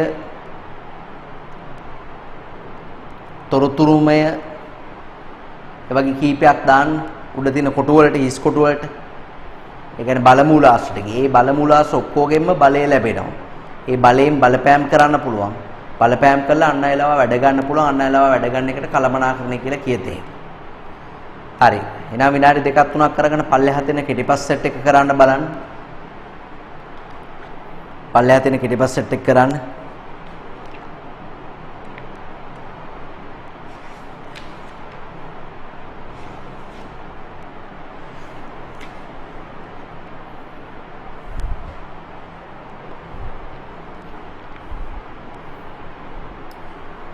right ඊට පස්සේ ඊළඟ කොටසට අපි යමු. අපි ගහනවා මොකද බලය සහ අධිකාරිය අතර තියෙන කෙටිපස් උත්තර බලමු. නායකයෙකුට සංවිධානයක් තුළ ලැබෙන විධිමත් බලයට කියන්නේ මොකද්ද? අධිකාරිය කියලා. අධිකාරිය ලැබෙන්නේ තනතුරකට දාලා නීත්‍යානුකූල තත්ත්වය තුලින්. පුද්ගලයන්ගේ හැසිරීම, ආකල්ප, ක්‍රියාකාරකම් වෙනස් කිරීමට ඇති හැකියාව බලය. අධිකාරිය යනු නීත්‍යානුකූල බලය. වගකීම ඉක්මවා ගිය වැඳියාවට කියන්නේ මොකද්ද? වගවීම කියලා. බලතල සංවිධානයේ විවිධ මට්ටම් වල සේවකයන් අතර බෙදා හැරීම විවාදයකටකරණය. ඍජුවම පාලනය වන සේවකයන් සංඛ්‍යාවට කියන්නේ මොකද්ද? පාලන පරාසය නැත්නම් පාලන විතස්තිය නැත්නම් පාලන අවකාශය කියලා කියනවා. right ඊට පස්සේ අපිට දාලා තියෙන පුතේ විභාගයටත් ආපු කොටසක් තරතුණුකුත් දාන්න එකට බලය සහ අධිකාරිය අතර වෙනස්කම් මොනවද කියලා. බලය කියලා කියන්නේ වඩා පුළුල් සංකල්පයක්. බලය විවිධ මූලාශ්‍ර වලින් තමයි බලය කියන එක ලැබෙන්නේ. නමුත් අධිකාරිය කියන්නේ පටු සංකල්පයක්. බලය ලැබෙන එක මූලාශ්‍රයක් විතරයි අධිකාරිය කියන්නේ. අනිත් එක තමයි දරුවනේ මේ බලය කියන එක පවරන්න බෑ. දැන් කෙනෙක්ට දැන් කුමාර සංගක්කාරගේ තියෙන පෞරුෂය යාට පුළුවන් ද පවරන්න පියුමියන් සමාලෙන්න. මෙන්න මගේ පෞරුෂයෙන් ටිකක් ඔයා තියාගන්න කියලා පෞරුෂයෙන් පවරන්න පුළුවන්. ඒක පවරන්න බෑ. නමුත් අධිකාරිය කියන එක පවරන්න පුළුවන්. දැන් ජනාධිපතිවරයා ගාව තියෙන බලයෙන් ටිකක් අග්‍රාමාත්‍යවරයාට සහ අමාත්‍යවරයාට දෙන්න පුළුවන්. ඒ කියන්නේ බලය කියන එක බලතල කියන එක පවරන්න පුළුවන්. අධිකාරිය පැවරීමට හැක නේද? ඒ ඔන්න වගේ වෙනස්කම් තමයි අනිවාර්යෙන්ම මේ තියෙන්නේ. අනිත් එක බලය කියන එක එක පුද්ගලයෙක්ගෙන් පුද්ගලයට වෙනස් වෙනවා. සමහර පුද්ගලයන්ට තියෙන බලය නෙමෙයි තව පුද්ගලයෙක්ට තියෙන්නේ. නේ? ඉතින් හැමෝටම ප්‍රේම කිරීමේ බලය තමයි යේසුස් වහන්සේට තියෙන්නේ. හරි?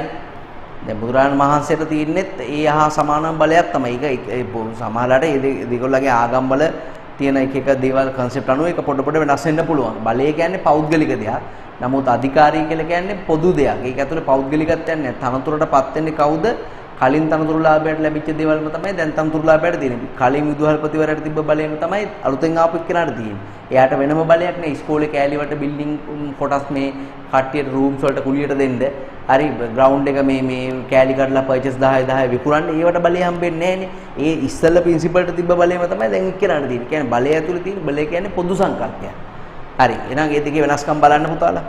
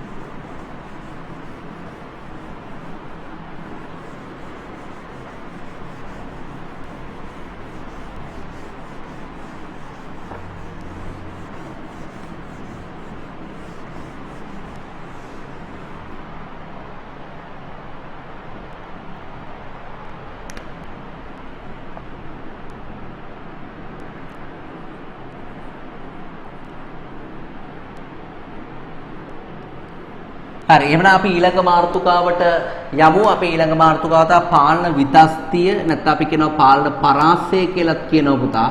නැත්නම් අපි මේකට පාලන අවකාශය කියලා කියනවා. අපි දන්නවා දැනටමත් මේකේ තේරුම මොකද්ද? එක් කල්පනාකරුවෙකු වෙතින් ඍජුව පාලනය වන සේවක සංඛ්‍යාව තමයි පාලන විතස්තිය නැත්නම් පාලන අවකාශය කියලා කියන්නේ. එක් කල්පනාකරුවෙකු වෙතින් ඍජුව පාලනය වන සේවක සංඛ්‍යාව. ඒක අඩු වුණත් ප්‍රශ්නයක් වැඩි වුණත් ප්‍රශ්නයක්. දැන් ඔයා හිතන්නකො මෙහෙම ඔන්න එක කලමනාකරුවෙක් ඉන්නවා. එයා දෙන්නෙක්ව පාලනය කරනවා. මේ විදිහට දෙන්නෙක් පාලනය කරනවා. ඒ දෙන්න තව දෙන්නෙක් පාලනය කරනවා. ඒ දෙන්න තව දෙන්නෙක් පාලනය කරනවා. ඒ දෙන්න ඒගොල්ලෝ තව දෙන්න උන් පාලනය කරනවා. ඔයාට පේනව නේද මේ හැදෙන ව්‍යුහය කියන එක උසයි. මේ ව්‍යුහය උසයි. හරි ඒ වගේම මේ පාලන අවකාශයට කියනවා පටු අවකාශය කියලා කියනවා. ඒ පුතේ මේකට පටු අවකාශය කියලා කියන්නේ එක කලමනාකරුවෙක් සාපේක්ෂව අඩු සේවක සංඛ්‍යාවක් පාලනය කරනවා නම් අපි ඒකට කියනවා පටු පාලන විතස්ය නැත්නම් පටු අවකාශය කියලා. එතෙන්දී ලැබෙන සංවිධාන ව්‍යුහයේ උස්සු ව්‍යුහයක් ලැබෙන මේ දිගයි මෙහෙම මිදිවල වගේ. මේකේ කලමනාකරන මට්ටම් ගොඩක් තියෙනවා. මේකේ තියෙනවා වාසි ගොඩක්. දැන් මේකේ තියෙන වාසියක් තමයි මේ කලමනාකරුව සහ යට සේවක අතර හොඳ සම්බන්ධයකුත් තියෙනවා. යහපත් සම්බන්ධයක් තියෙනවා. මොකද එක්කෙනෙක් ගාව දෙන්නයි තුන් දෙනා ඉන්නේ. හරි. ඒ වගේම සේවකින්ට උසස් වෙන්න තියෙන අවස්ථා වැඩි. ඒ නිසා සේවක අභිපේරණයත් වැඩි. හරි. ඉතින් ඒ වගේ වාසි තියෙනවා මේක. හැබැයි ඉතින් මේ අවාසි තමයි තීරණ ගලා යාමේදී වැඩි වෙලාවක් එහෙම ගත වෙනවා. මොකද කලමනාකරන මට්ටම් ගොඩක් තියෙනවා. වැඩි පරිපාලන වියදමක් යනවා කලමනාකරන මට්ටම් ගොඩක් තියෙන හින්දා. උසස් වීම සඳහා තරඟයක් එහෙම ඇති වෙනවා. හරි පටු පාලන විතස්සියක තියෙන අවාසිදායක දේවල්. ඒතර වාසි දෙකම තියෙනවා. හරි වාසි දෙකම තියෙනවා. දැන් පුලුල් පාලන විතස්සියක් කියලා කියන්නේ දැන් මේ බලන්න එක කලමනාකරුවෙක් ඉන්න එයා සේවකයෝ 10ක් විතර මෙහෙම පාලනය කරනවා. සේවකයෝ 10ක් විතර ඕම් පාලනය කරනවා. හරි. මොකද හිතන්නකො නිකන්. ඒතර මේක ඇවිල්ලා දැන් මෙතන හැදෙන ව්‍යුහේ කොහොමද? මේක ව්‍යුහේ මේ කොටයි. හරි. ව්‍යුහේ හරි කොටයි. හරි. මේ පාලන අවකාශයේ පළල් පාලන අවකාශයක් තමයි ලැබෙන්නේ. පළල් පාලන අවකාශයකදී පැතලි ව්‍යුහයක් තමයි ෆ්ලැට් පැතලි ව්‍යුහයක් තමයි නිර්මාණය වෙන්නේ. මේක උස්සු ව්‍යුහයක්, මේක පැතලි ව්‍යුහයක්. දැන් මේ පටු එකේ තියෙන අවාසි මේකේ වාසි. දැන් පටු එකේ අවාසියක් නේ කලමනාකරන මට්ටම වැඩි වෙලා පරිපාලන වේදන වැඩි වීම. දැන් මේකේ පරිපාලන වේදන අඩුයි. මේකේ ගණන්දුණුකරුවෝ සහ කලමනාකරුවෝ අතර සම්බන්ධය අඩුයි. මොකද ගණන්දුණුකරුවෝ ගොඩක් පල්ලෙහා ඉන්නේ. හැබැයි මේකේ ගණන්දුණුකරුවෝ සහ කලමනාකරුවෝ අතර සම්බන්ධය වැඩි. නේ? දැන් මේකේ උසස් වීම සඳහා තරගයක් ඇති නැහැ. මේකේ කිසිම තරගයක් නෑ උසස් වීම හම්බ වෙන්නේ. ඒක තරගයක් ඇත්තේ නේ. එතකොට මේකේ තීරණ ගලාගෙන යන්න වැඩි වෙලාවක් යනවා. මේකේ එහෙම වෙලාවක් යන්නේ නැහැ. මේකේ අවාසි අරකේ වාසි. ඔයා මේ දෙකෙන් එකයි පාඩම් කරන්න ඕනේ. ඉතුරු එක වලට හදා ගන්න පුළුවන්. දැන් පටු අවකාශයක් ගත්තාම පටු අවකාශයක තියෙන වාසි මේකේ අවාසි. දැන් පටු එකේ සේවකව අභිපේරණය වෙනවා ගොඩක්. ඇයි උසස් වීම සඳහා අවස්ථාව ලැබීම නිසා. දැන් මේකේ සේවකව අභිපේරණය වෙන්නේ නැහැ. උසස් වීම සඳහා අවස්ථාව ලැබෙන්නේ නැහැ. හැබැයි මේකේ සේවක නිදහස වැඩි. දැන් අම්මා කෙනෙක්ට දරුවෝ 6 දෙනෙක් ඉන්නවා කියලා දන්නවද? ඒතර එක දරුවෙක් කරන වැඩි අනිත් දරුවෝ දන්නේ නැහැ. දැන් එක පරාසයන් වල දරුවෝ දැන් අපිට අම්මට අවුරුදු 50ක් විතර වෙනවා. එයාගේ පළවෙනි දරුවාට දැන් අවුරුදු 16ක් වෙලා. එයාගේ අන්තිම දරුවා ඉන්නවා එයා විතර මාස 2යි එයාගේ තාම වයස. ඒ මාස 2 දරුවා අම්මගේ ඇඟේ ඉල්ල කුක්කු බොනවා. අම්මගේ ඇඟේ ඉල්ල කුක්කු බොනවා මාස 2 දරුවා. එතකොට 16 මොකද කරන්නේ? 16කත් ඒ වගේම වැඩ කරනවා. කාගේ හරි ඇඟේ ඉල්ල. ඉතින් අනමුත් අම්මට ඒක හොයන්න වෙලාවක් නැහැ. මෝ ඕ ලෙවල් කරන එක වගේ වයස එකක්නේ. එතකොට මූට උපරිම නිදහසක් හම්බ වෙනවා. හරිද? දැන් හැබැයි මේ දැන් පටු අවකාශයක ඒව හම්බෙන්නේ නැහැ. දැන් එක අම්මා කෙනෙක්ට එක ළමයි ලැන් ඉන්නේ. ඒ ළමයාගේ ජීවිතේ කරුමයක් වගේ. ඌට දුවන්න එපා, කන්න එපා, බොන්න එපා. ඌට රෙස්ට්‍රික්ෂන් ගොඩාක් වැඩි. හරිද? ඉතින් ඒ වගේ දැන් මේකේ මේ පටු අවකාශයේ අවාසි පළල් එකේ වාසි. පළල් එකේ කියන්නේ පටු එකේ අවාසි පළල් එකේ වාසි. හරි ඒ වගේ මේ දෙක මාරු වෙලා තමයි යන්නේ. මේ දෙක මාරු වෙලා යන්නේ. ඉතින් ඒක නිසා පුතාලා මේ එකක් පාඩම් කරාම හොඳටම ඇති. හරි. එහෙනම් අපි ලියමු පාලන අවකාශය පිළිබඳව අපි ලියමු. පාලන අවකාශය මත පාලන විතස්තිය. මෙම ලියන්න. කිසියම් කළමනාකරුවෙකු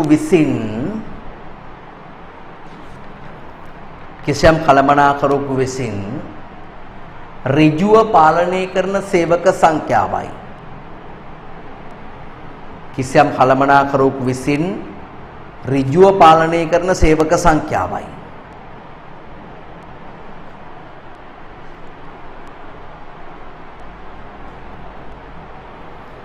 කිසියම් කළමනාකරුවෙකු විසින් ඍජුව පාලනය කරන සේවක සංඛ්‍යාවයි.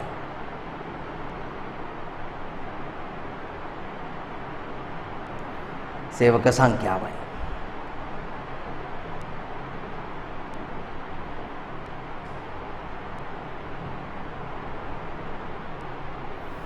right. ඒකටම ලියන්න මෙය අනවශ්‍ය පරිදි පටු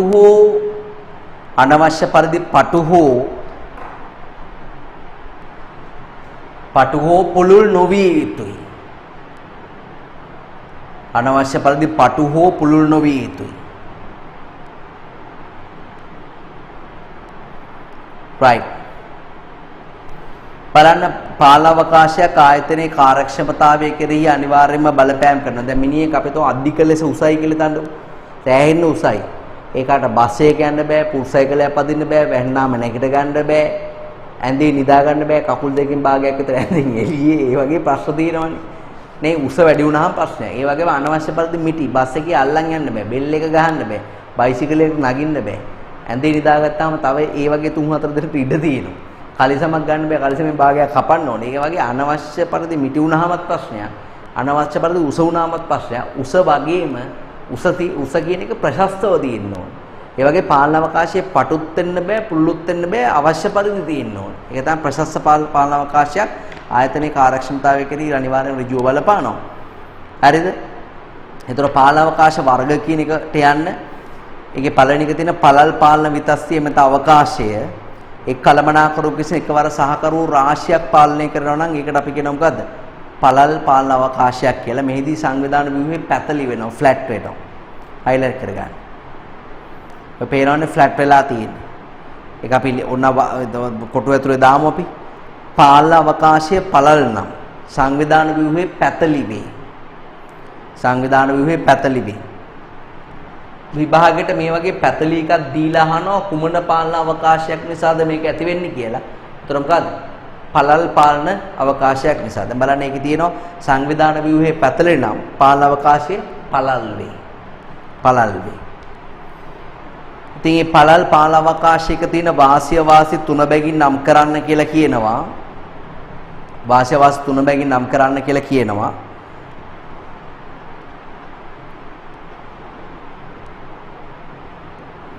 බලන්න වාසි පරිපාලන වේදම් අඩු කරගන්න පුළුවන්.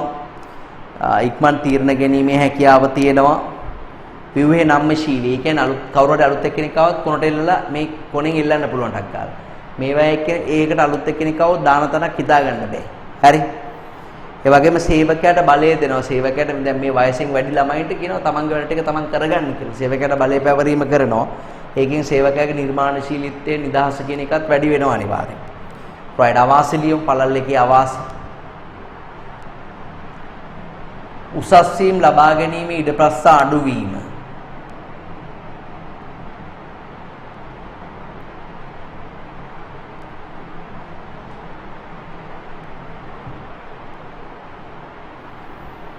උසස් වීම ලබා ගැනීම ඊට පස්සේ අඩුවීම.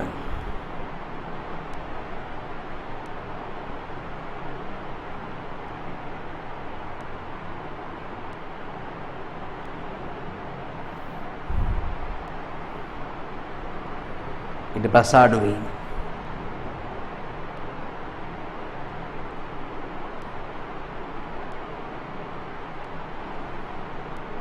තව එකක් සේවකින් පාලනය අධීක්ෂණය අපහසු වීම. වැඩි ගාණක් ඉන්නවනේ. එක ළමෙක් නාවල ගොඩින් තිරනකොට තව ළමෙක් ආයි පැනලා මඩට. පාලනය කරන්න බෑ. සේවකින් පාලනය අධීක්ෂණය අපහසු වීම.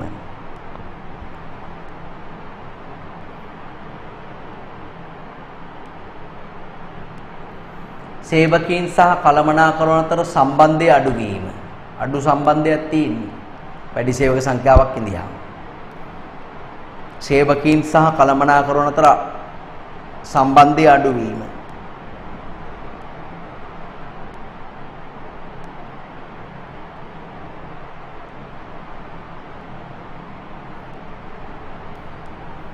ඉහළ මාර්ගෝපදේශනයක් ලබා දිය නොහැකි. ඒ කියන්නේ මඟ පෙන්වීම උපදෙස් දීම ඉහළව කරන්න බෑ. ඉහළ මාර්ගෝපදේශනයක් ලබා දිය නොහැකි අවාසි.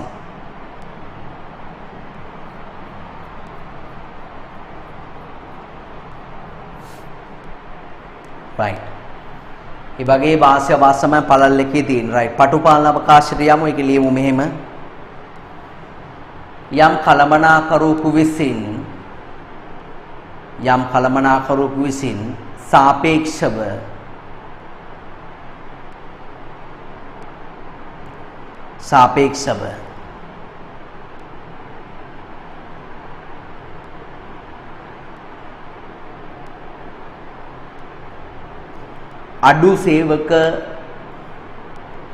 සාපේක්ෂව අඩු සේවක සංඛ්‍යාවක් පාලනය කිරීමයි.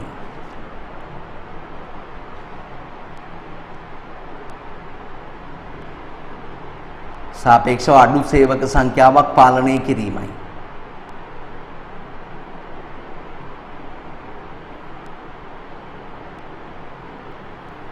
right. බලන්න ඔයාලට දැන් ඒතර පල්ලෙහා ආදර්ශයක් දීලා තිනවා. ඒකෙදි අඩු සේවක සංඛ්‍යාවක් පාලනය කරනවා. ඒතර ලැබෙන ව්‍යුහය කොහමද? උස් ව්‍යුහයක් තමයි ලැබෙන්නේ. එහෙනම් මේ පල්ලෙහා කොටුව පුරවම බලන්න. ඒකේ තියෙන පාලන අවකාශයේ පටු නම් සංවිධාන ව්‍යුහය උස් වේ.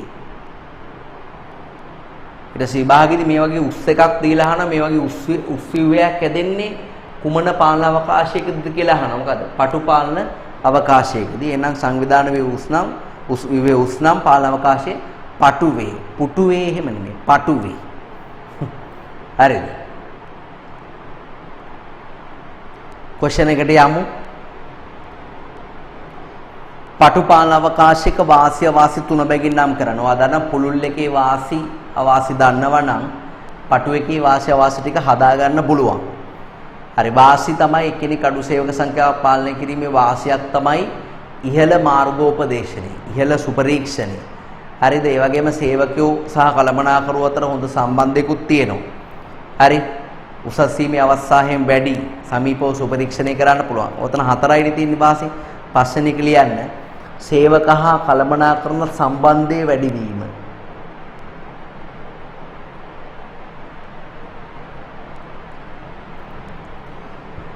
සේවක හා කළමනාකරන සම්බන්ධයේ වැඩිවීම.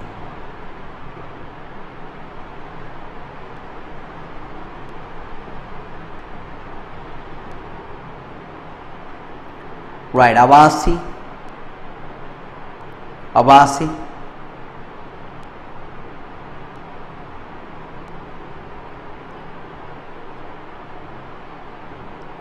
අවාසි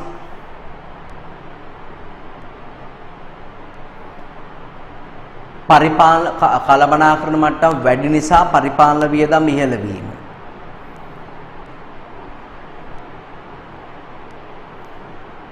කළමනාකරන මට්ටම වැඩි නිසා පරිපාලන වියදම් වැඩි වීම.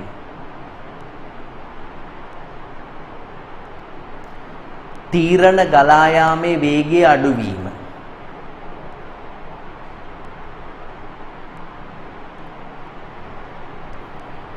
තීරණ ගලා යාමේ වේගය අඩුවීම.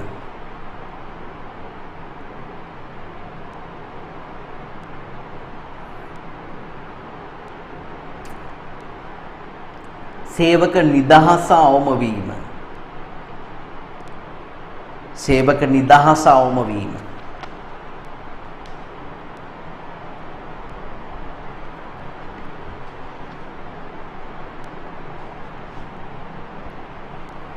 සේවක නිදහස අවම වීම.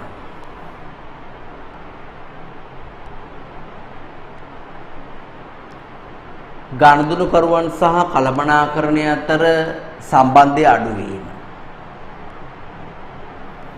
නැත්නම් ගනුදෙනුකරුවන් කළමනාකරණයට සමීප නොවීම.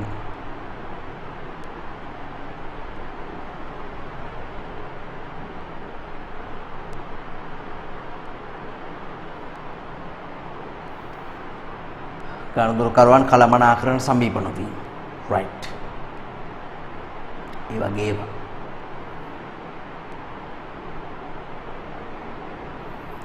හරි නේද? ඒතර ඒ වගේ ආభాසයි.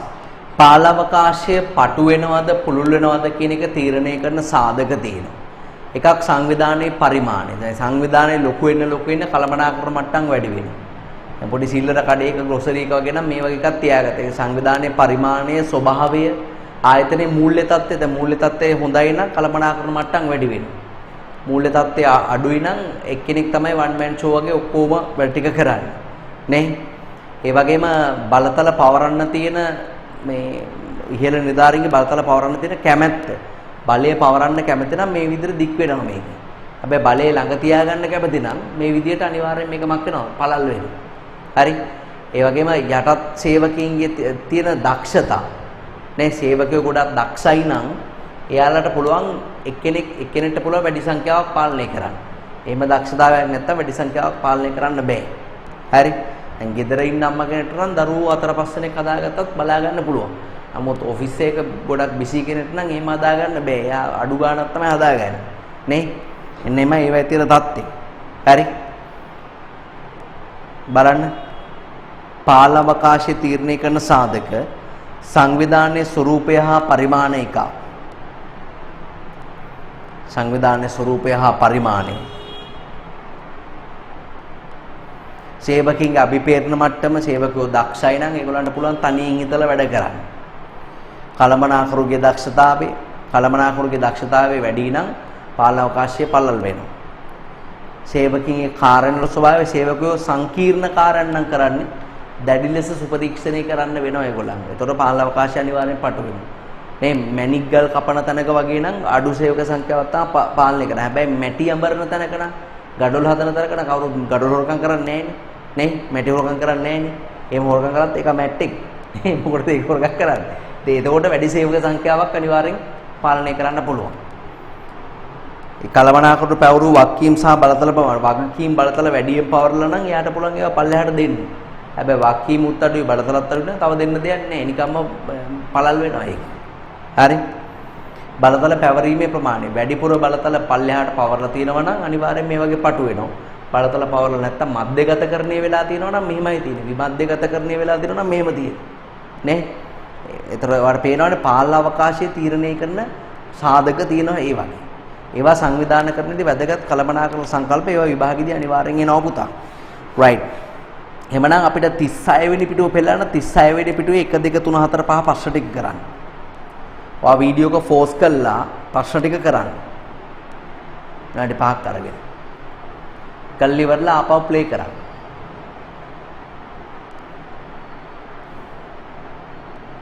හොඳයි. එහෙනම් ප්‍රශ්න වල උත්තර දැන් පුතාලා කරන්න නැතිනේ උත්තර ටික බලමු. යම් කළමනාකරුවෙකු වෙත ඍජුවම වාර්තා කරන සහකරුවන්ගේ සංඛ්‍යාව දක්වන සංකල්පය වන්නේ කළමනාකරුව වෙත ඍජුවම වාර්තා කරන සහකරුවන්ගේ සංඛ්‍යාව දක්වන්නේ මොකද්ද? පාලන විතස්තිය.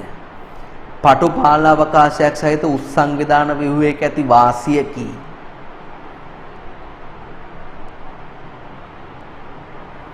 පටු පාලන විශේෂයක් සහිත උත්සංවිධාන ව්‍යුහයක වාසියකි. සමීප සුපරීක්ෂණය.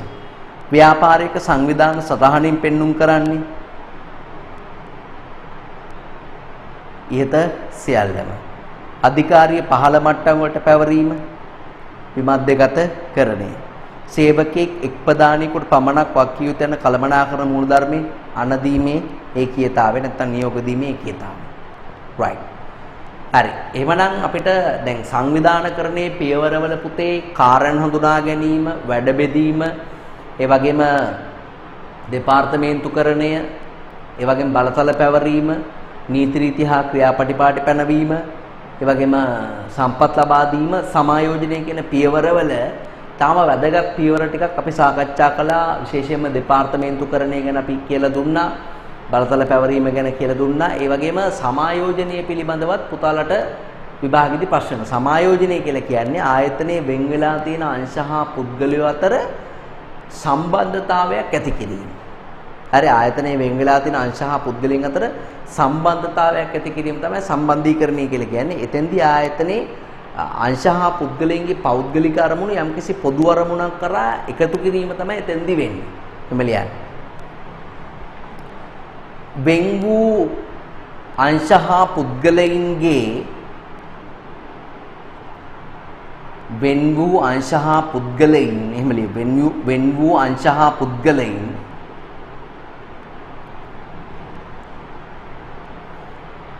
වෙන් වූ අංශ හා පුද්ගලයන් ආයතනික පොදු අරමුණ කරා ආයතනික පොදු අරමුණ කරා ආයතනික පොදු අරමුණ කරා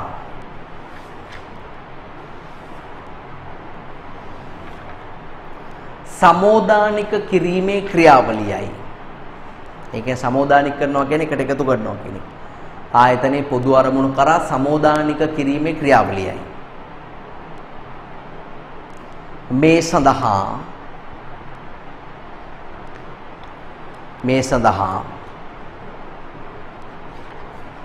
විවිධ ශිල්ප ක්‍රම භාවිත කළ හැක.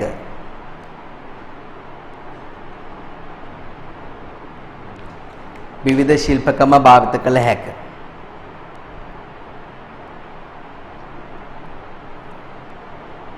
right. සමායෝජනයේ වැදගත්කම ලියමු. මුලියන්. ආයතනයේ විවිධ පුද්ගලයන් සහ අංශ ඇත. ආයතනයේ විවිධ පුද්ගලයන් සහ අංශ ඇත.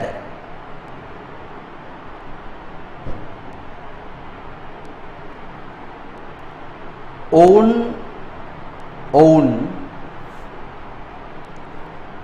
සිය පෞද්ගලික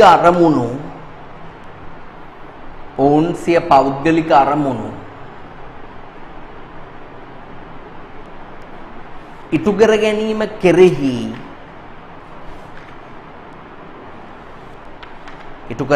කෙරෙහි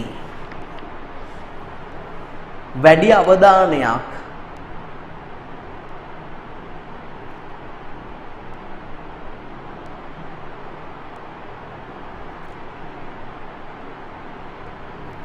නිතැතින්ම යොමු කරයි.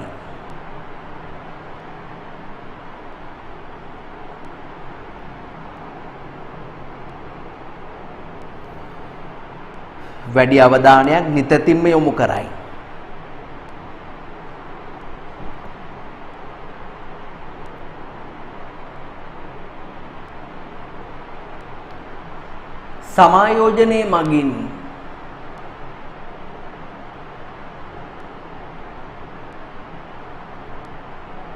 සමායෝජනයේ මගින්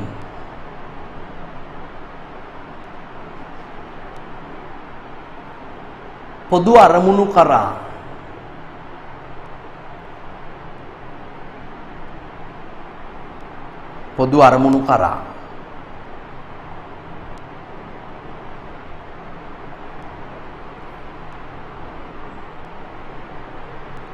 අංශ හා පුද්ගලයන් අංශ හා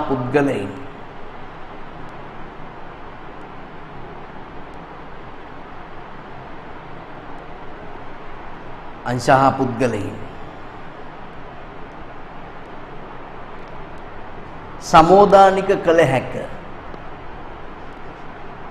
සමෝදානික කළ හැක.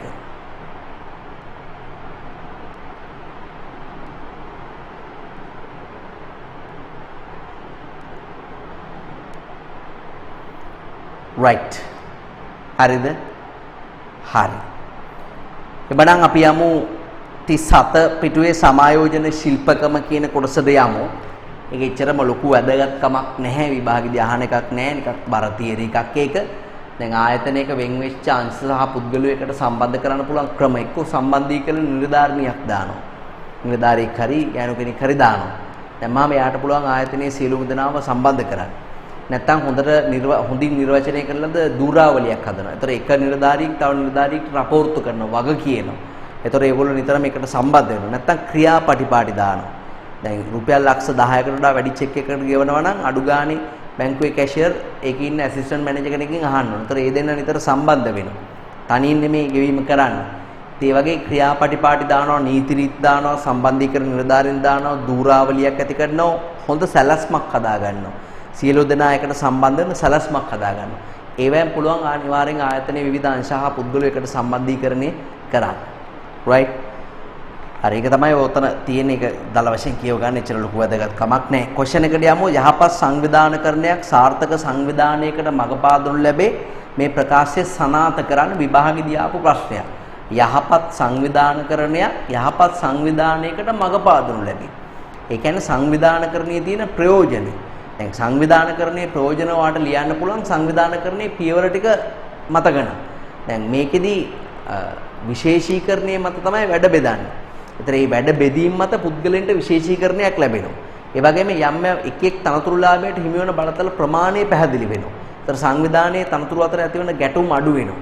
ඒ වගේම සැලසුම් කරපු අරමුණු කරා ක්‍රමක්‍රමයෙන් ළඟාවීමේ හැකියාව ලැබෙනවා. ඒක තව වාසියක්. ඊළඟට අනිත් එක තමයි පුතේ ආයතනයේ වෙන්වෙච්ච අංශ සහ පුද්ගලයෝ හොඳට සම්බන්ධීකරණය වෙනවා. නේ? ඒ වගේ ප්‍රතිලාභ තියෙනවා ඒකේ. දැන් ඔය ප්‍රශ්නම අපි මේක මීට ඉස්සරහින් අපි සාකච්ඡා කළා. ඔය කොටසම තමයි තියෙන්නේ. මෙන්න මෙතන පිටු අංක 23 බලන්න ව්‍යාපාරික සාර්ථකත්වයේ සඳහා සංවිධානකරණයේ වැදගත්කම කියලා තියෙනව නේද? අන්න ඒකම තමයි මේ ප්‍රශ්නෙට උත්තරේ ඉන්නේ. ව්‍යාපාරයක් සාර්ථක කරන්න සංවිධානකරණයේ තියෙන වැදගත්කම. ඒක තමයි මෙතන උත්තරේට ඉන්නේ. ඒක පිටු අංක 23 කියලා පිටු අංක 23 බලන්න කියලා ඔයා එතන ලියා ගන්න. හැබැයි විභාගෙදි පාඩම් කරලා ගිහිල්ලා ඒක ලියන්න. නැත්නම් එතෙන් ඒ විභාගයටත් ඔය ප්‍රශ්නාම ලියන්න එපා පිටු අංක 23 බලන්න කියලා. ඒ නිසා පරීක්ෂකවරයා ඔයගොල්ලන් ගෙදරට ඇවිල්ලා 23 බලලා ලකුණු දෙන්නේ. ඒතර ඔයා පාඩම් කරලා තියාගන්න. සංවිධානකරණයේ ප්‍රයෝජන වැදගත්කම. සමායෝජන ඊට ප්‍රශ්නයක් අහනවා සමායෝජනයේ ඈත්තන්නේ කියලා. සමායෝජනයේ ඈත්තන්නේ මොකටද? සංවිධානකරණය. ඔන්නෝමයි සංවිධානකරණය කියන එකට අදාළ මූලික තීරි කොටස් ටික අවසන් වෙන්නේ. right? එතකොට දැන් අපි මේ වීඩියෝ එකෙන් අවසන් කළේ පුතේ සංවිධානකරණයට අයිති කොටස් ටික තමයි අවසන් කරේ. අපි ඊළඟ වීඩියෝ එකේදී සාකච්ඡා කරමු මෙහෙවීම පිළිබඳව සහ පාලනය පිළිබඳව සාකච්ඡා කරමු. right? ආයිබෝවන්.